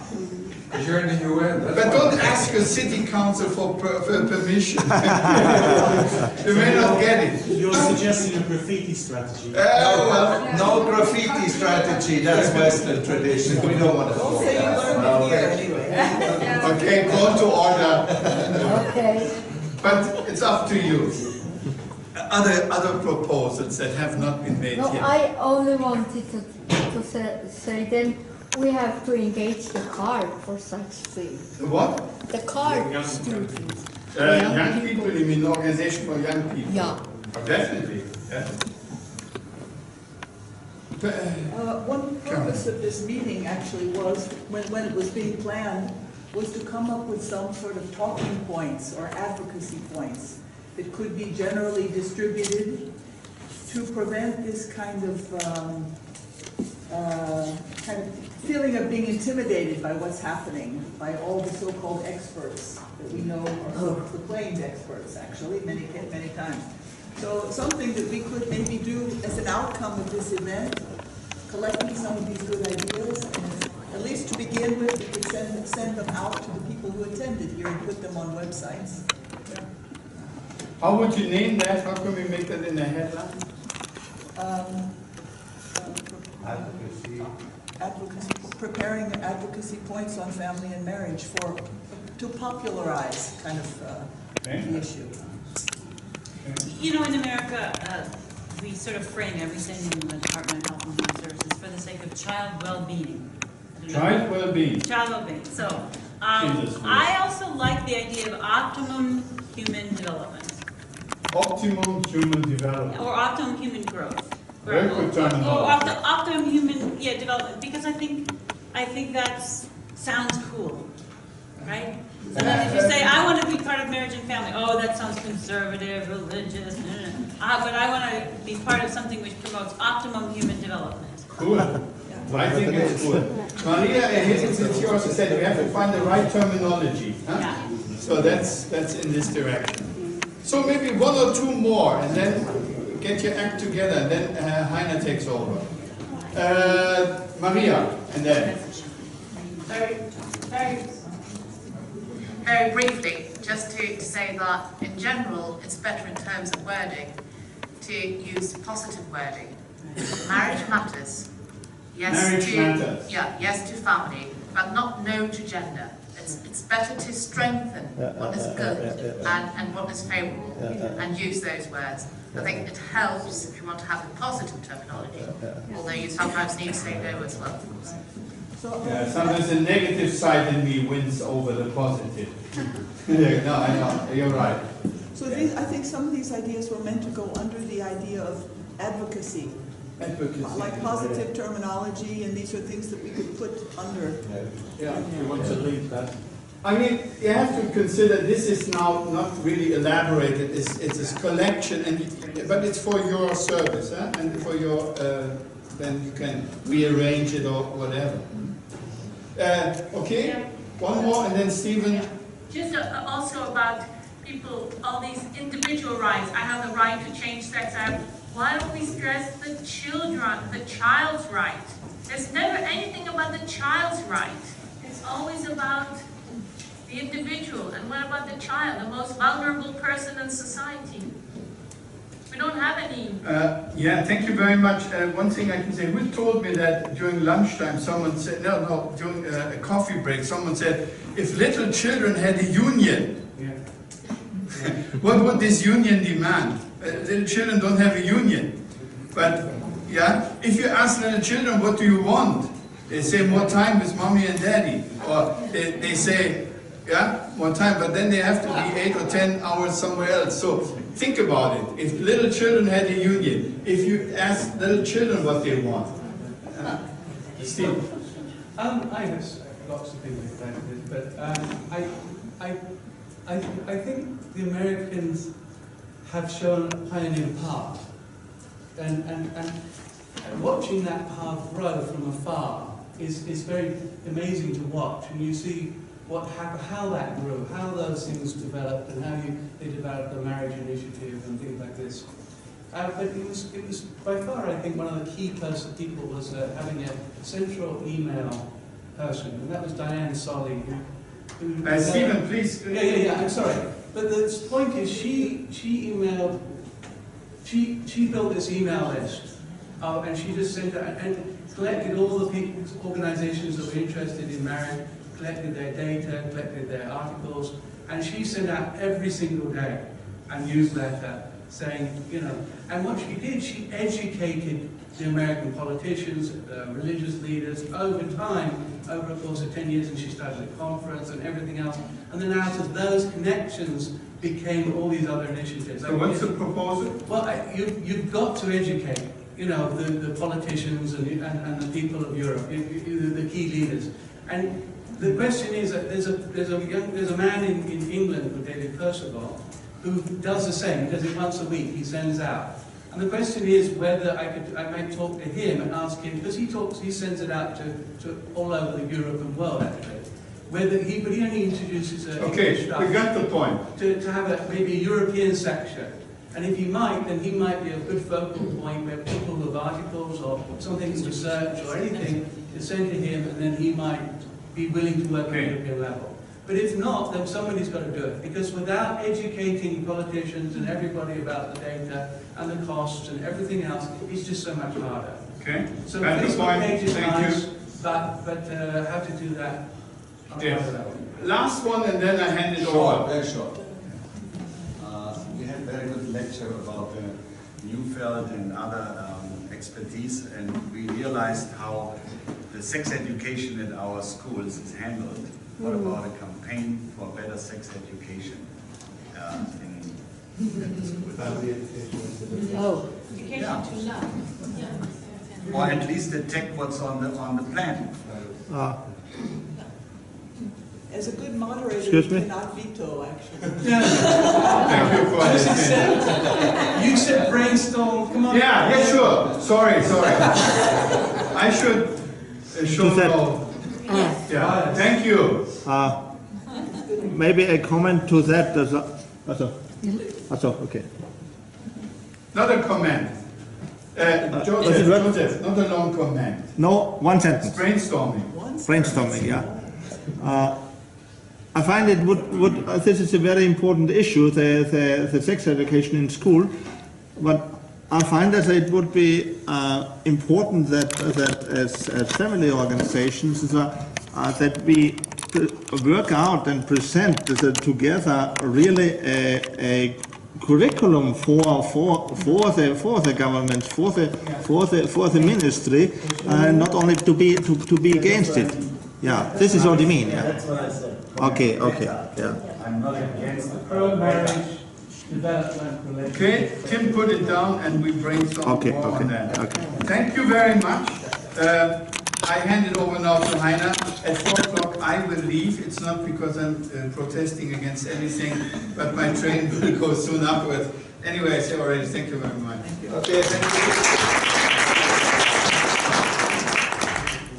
Yeah, I would like now to wrap up the conference, I would like to invite Maria Hildingson, and also Lynn Walsh and Carolyn Hunching.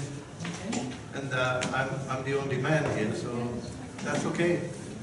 We were mostly men talking, so now we have a little bit more less men. I can also represent. Would you? Yeah, I think you can maybe saying right back. I would like just first to say I did a terrible mistake in the beginning. I forgot to tell you that this whole conference is being recorded and filmed. Because that's normally I should put a disclaimer there and say, well, if you do not agree with that, then you know. So if you feel your presence here was not appropriate, or then you can come to me and we will try to get you out. We will Photoshop you out. But fundamentally, this is of course necessary to say that, to announce it. But the fact was, until end of last year, we had no chance at the UN to film. We were not allowed as NGOs, so now we have that chance to film, but we of course will have to inform people to agree with that. And film especially also the contributors who hopefully agree that they were filmed their valuable contribution. I think the information on the website, the download. Right.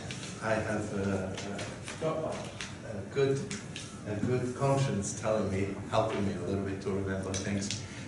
We are planning.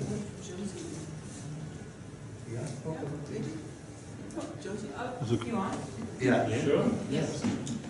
We have also planned to make all contents of this conference fully available.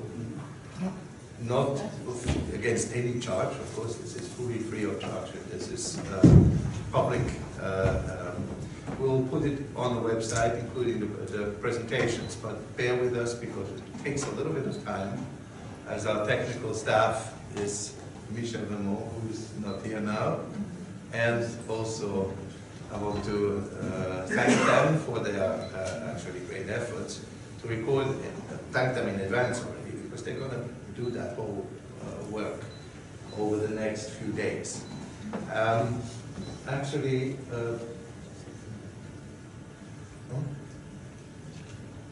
please say that. It's sweet nothings. Yeah, so actually wrapping up this conference, first of all, I think we have to, I thought it would be good maybe from the key organizers just to say a few words as a conclusion, because these points will need to be, put together, and I hope everyone who wants to get an update wrote down their email address. We have, for those who are registered for the conference, we have the email address, and you're anyway in, but those who maybe came in or are NGOs that in consultative status or missions who would like to be informed, that's why it's good to have your address put in so that you can be updated about the results of this conference. And we will make this available, the PowerPoints and also the presentations, so that you can use that. And then I would suggest, instead of making, we stormed a lot, I think. We stormed quite a bit, and I'm happy that Christian was very initiative and pushed that point. Because that's usually at the conferences what we don't have. We don't have time to talk also from the floor. That's a little bit, I'm glad that you did that, and I think we're grateful for this. Now, I thought that we would just, in closing, each of the key organizer, plus also Josie Howard, who came from the US, one of our closest, also closest friends, and somehow came and brought in important data from the US for us to understand in Europe how we should handle things, maybe, and how we could handle things differently. I wanted every person here maybe just makes a 2 or 3 minutes comment on some of the expectations, some of the findings, or something like that, to close up, and then the conference, and then, I mean, if you have a different idea, please stated, and yeah, and then we would close the conference and put ourselves to work, because that's what it means. So I don't know, maybe Maria, I'd let you start, and then we check you.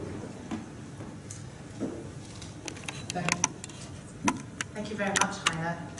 On behalf of FAFSA, we first of all like to thank you for the excellent organisation of this conference.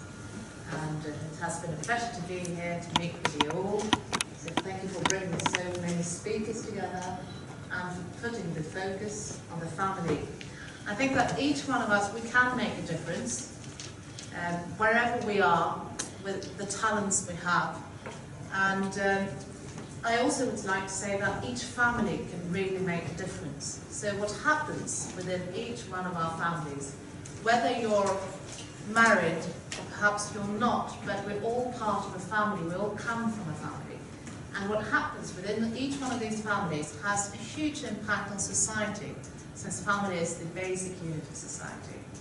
Now, I've spoken several times about Sweden during this conference.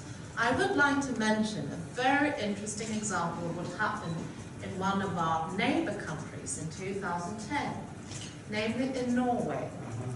Norway was classified as the most gender equal country in the world in, I think, 2009. But a Norwegian sociologist started thinking about the differences between men and women, and he was wondering whether men and women are completely interchangeable or not. Now, he decided to do some research. And the funny part is that he decided to do a documentary. But in fact, he was trained as a sociologist, but for many years he worked as a comedian. And he's a very well-known comedian in Norway. So he went out on the streets in Oslo and started talking to people and asking them, saying, I want to ask you a question. Everyone was laughing at him, and then he said, well, no, it's really a serious question. I'm doing a serious program here. And still people didn't want to believe, because he was so known on the TV. But at the end of the day, he did manage to get some replies to his questions, and in particular, he was interviewing Norwegian researchers about gender theory. And he filmed what they said. He then went to the United Kingdom and to the United States, where he met with other academics, and he showed what those Norwegian academics were saying. Their American and British colleagues did not really agree with what they said. And he went back and he showed that to the Norwegian researchers, who were quite upset, I must say. This was all about gender theory, the differences between men and women, whether it's psychological differences, physiological differences, educational differences, and so forth.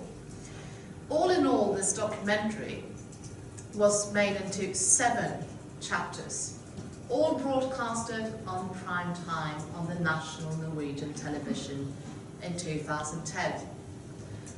Those documentaries triggered a huge debate in Norway.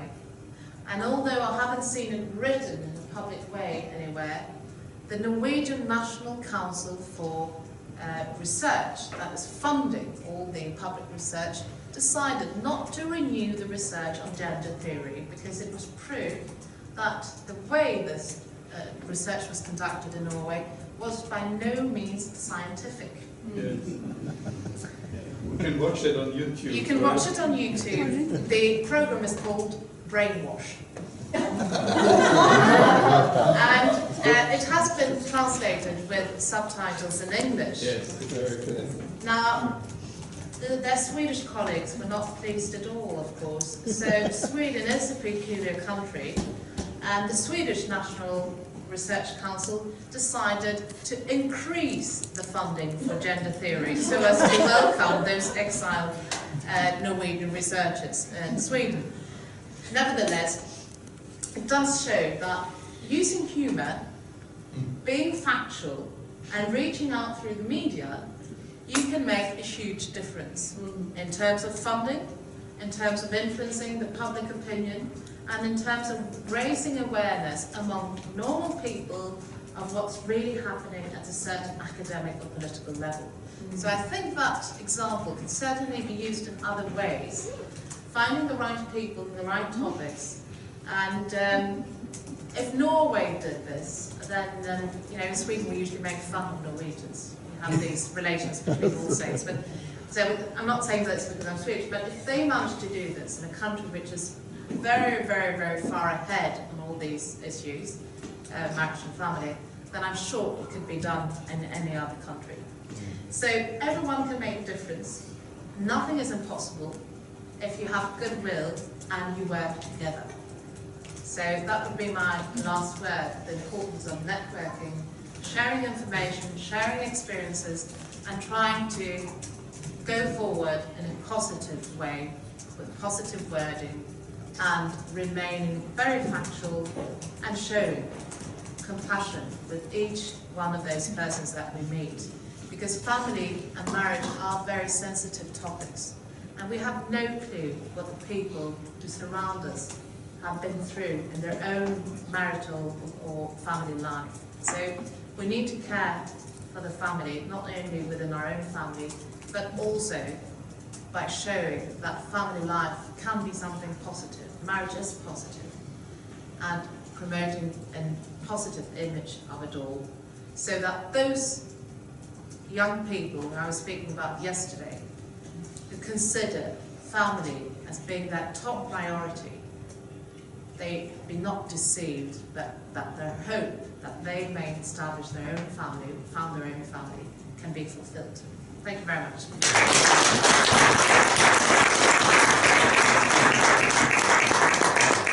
Thank you, Maria. I'm also very happy that actually what you say about networking you actually do. Yeah, it's not on, but we have no translation. Translator is in your audience, which is good. So anyway, she is not only a person of great message, but also of action. That's what I really appreciate. Thank you. So maybe Caroline, you want to go next? Okay. Okay. Okay. Push the button.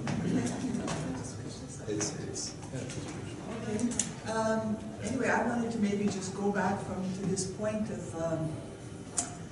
some kind of momentum that was generated through the passing of the Human Rights Council resolution on protection of family, and what has happened here during these 2 days. Because I think when we step out of this room and we're in our different circles that we're dealing with wherever we are, we don't feel such a support as we feel to what we understand would be the optimal kind of way for things to go. So my hope is that from this meeting we can, wherever we are working, if we are trying to influence the mayor in our community or just trying to talk to our children who are hearing other things from their teachers, or if we're working in the United Nations or the European Union, that we come out with a few sort of advocacy points or talking points that we can refer back to when we find ourselves a little sort of bombarded with other views. And that also we can understand that we can make alliances. We don't need to think we can only make alliances with people that think exactly the same as us all the way across the board. We find some points that we agree with, you know, strong families. I think these points for me, these 2 steps that I think Maria said and others said. We focus on building strong families from within, which means actually my family too, and thinking about the importance of these strong families to the development, you know, the development in our communities, the development agenda, if we're working at the UN, and somehow keep those kind of ideas sort of in the forefront of our mind. And some of the points that came out about, you know, even if because many times we feel that we have to really kind of, in order to be successful, we have to break down the whole this whole lobbying, which seems so overwhelming sometimes, it seems to be pushing against the integrity of the family. But I think we can choose sort of smaller points and make incremental steps and make alliances along the way. And focusing on things like the importance of dedication in marriage and the relationship of dedication in marriage to dedication, you know, towards the community or towards the greater well-being. And to not forget that we are not the minority, actually.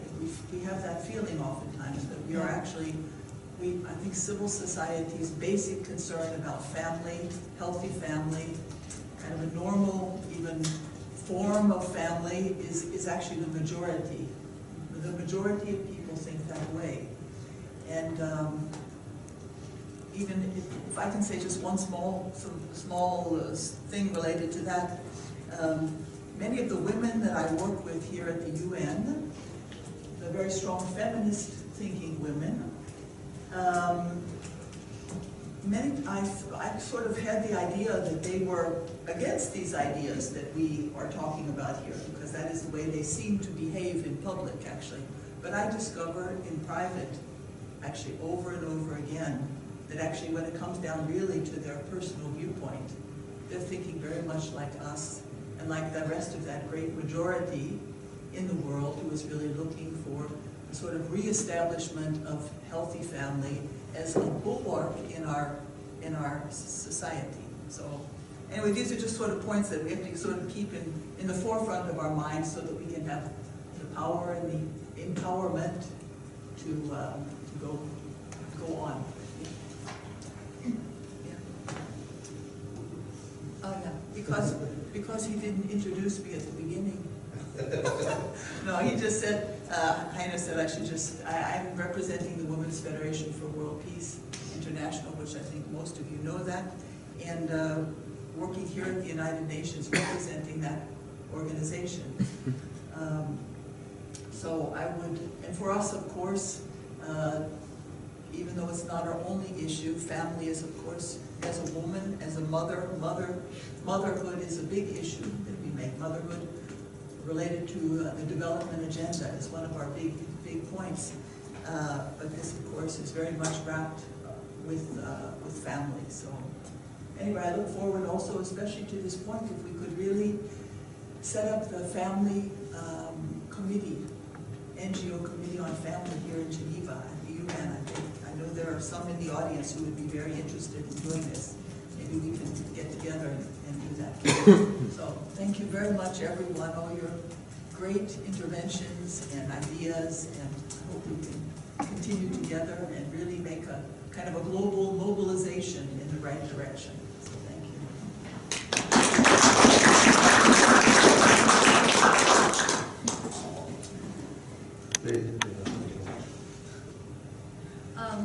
Yeah, I have to thank Carolyn and Heiner.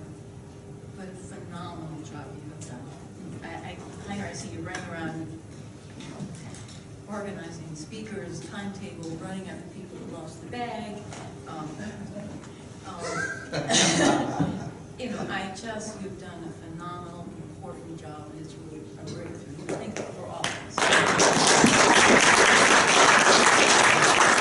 And as a couple. When I'm in an argument with my husband, what helps me get out of the argument is realizing we want the same thing. And so I'm thinking, what empowers me, you know, in relationships when I realize we want the same thing. And it's true of gays, of feminists, cohabiting, we want the same thing. We're human beings, all of us hurt, all of us struggling, all of us in pain, not knowing how to manage all this. So it helps that we have a parental heart towards everyone. We're not actually in an argument. Even with the gays, they're suffering. They're looking for love, just like we are. So we have to have a parental heart. I think I'm echoing what has been said. Self-compassion, because we're not doing so great in our own marriages and families. Let's admit it. our own kids. But we have to have a parental heart even towards those who we feel like we're against. We're actually not. So in a parental heart, we have to really stick to the core values of what a human being is. We're relational, we need unconditional love, we need principles. And that's what we're all fighting for. Gays are fighting for it too. They're just going the wrong way. So I just really encourage us, because it helps me connect to, I'm talking to another human being, you know, that needs compassion, needs understanding. And I think that's our strength, because we're really fighting for the human family and human to human connection. So I think that's sort of our positive approach. I had too much coffee.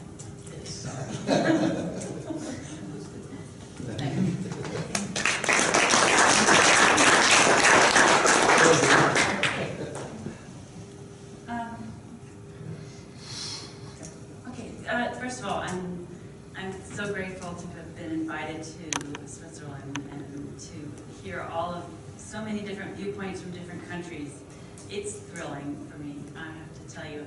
I'm also sort of reliving, because when I started my work in ACF in the government, we had many of these type of meetings in different parts of the country, trying to make people aware that funding will be available. So we sort of primed the pump, right? So we had a lot of community building, coalition building kinds of meetings. Get ready, get your partnerships going, there's funding coming out, and here are the reasons why we need community groups and faith-based groups to be involved with supporting marriage and family. So I am, you know, when I think 10 years that I would have come here to Europe to participate in this type of event, I'm thrilled that much of that early work the fruits of it can maybe help you. I hope so. So what I've learned along the way, particularly about partnership building and coalition building, it's not easy.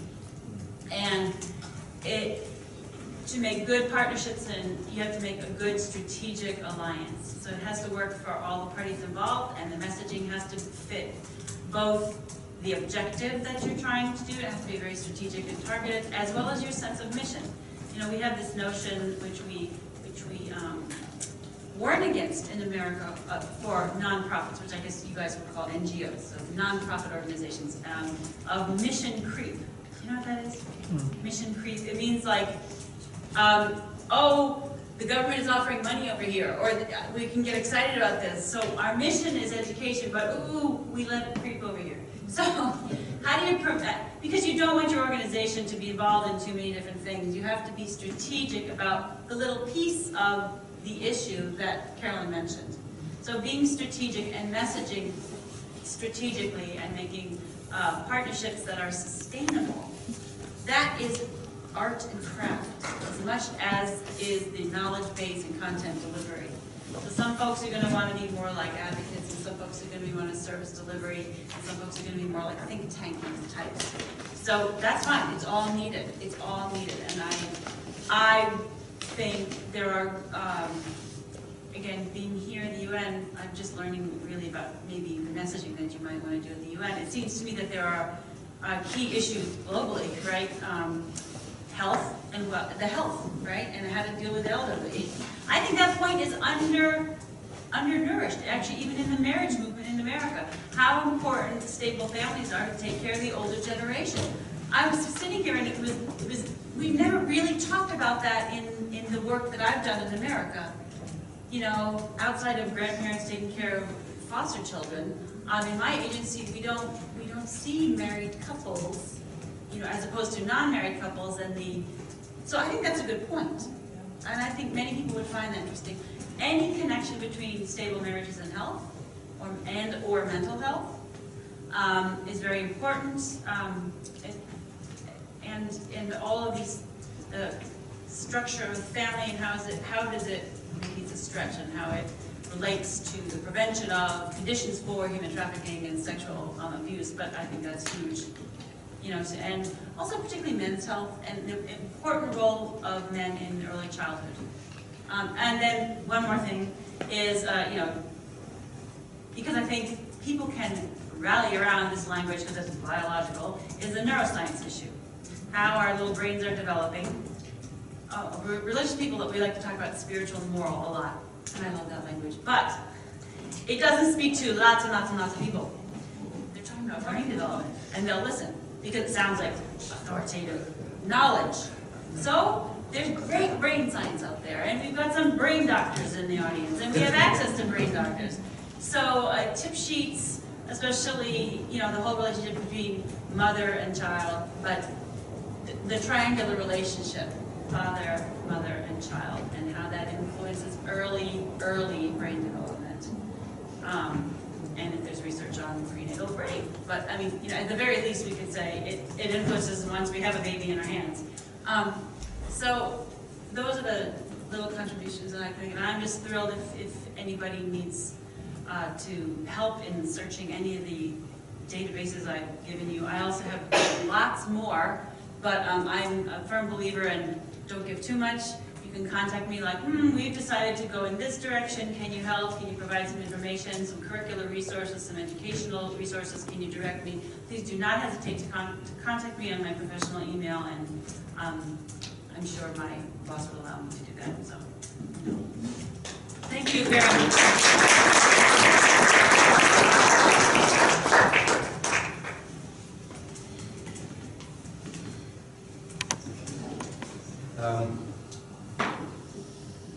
Yeah.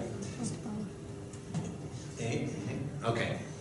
Yeah, my term, I have another hour and a half, no, hour and a half, 5 minutes, which I will fully use to make you put to sleep. To put you to sleep. No, not at all. I just want to, my main point is I want to thank you all for coming here, but I want to also extend particular thanks to some of the people that were not mentioned so far, that have contributed actually considerably, because this conference was born in Venice, where we had a meeting among a few people who were, where we felt compelled when we saw, for instance, some of the issues that were raised about some kind of cultural imperialism that was practiced by some governments in order to impose a certain view on the family. I mean, I could go back even to the time when some countries, foreign minister came here and said, oh, everybody, you have to believe in our family values. We have the means to oblige you to do so. Anyway, I don't want to make any political issue here, but you know what I mean. This kind of thing, we felt, is just simply not acceptable to us here in Europe. I mean, I'm Swiss, I'm not part of Europe, but also even in Switzerland, same.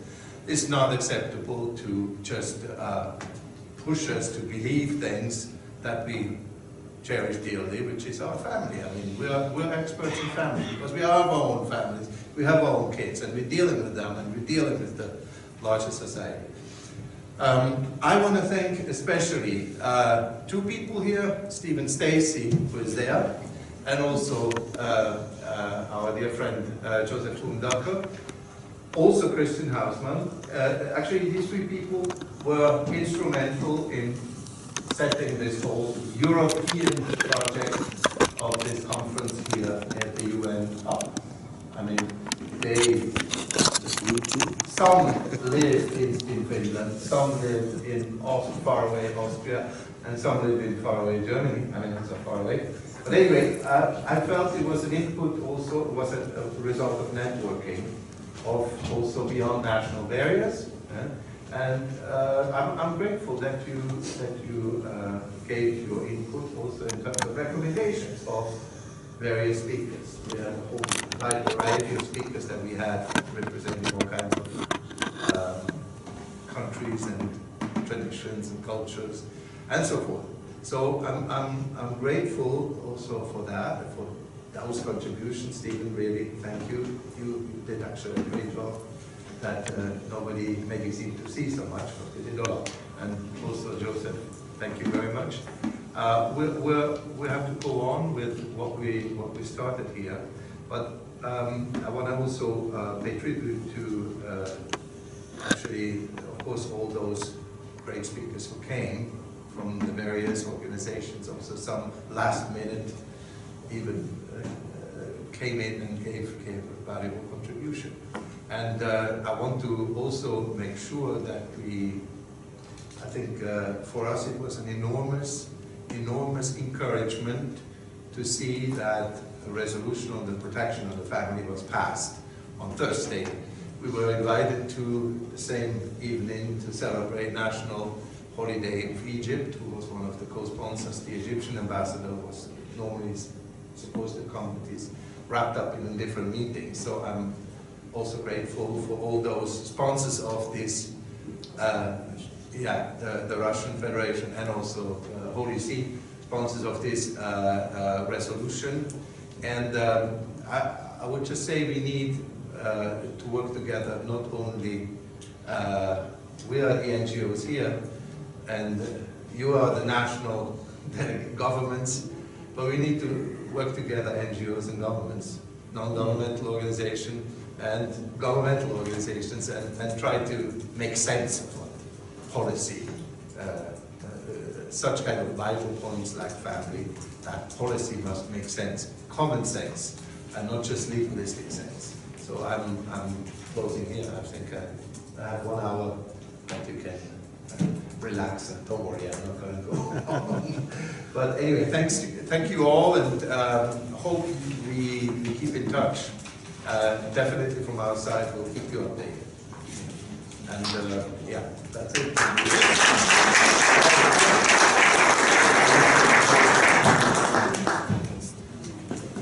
So Timothy Miller did actually jump in and wrote down these recommendations.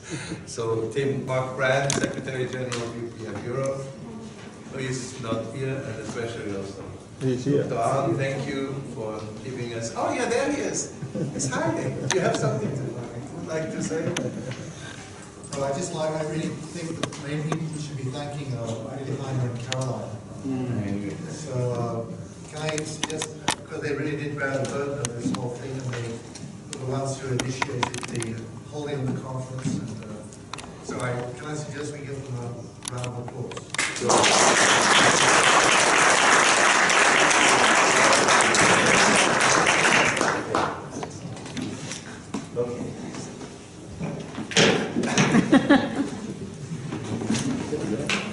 Good luck for Switzerland tonight.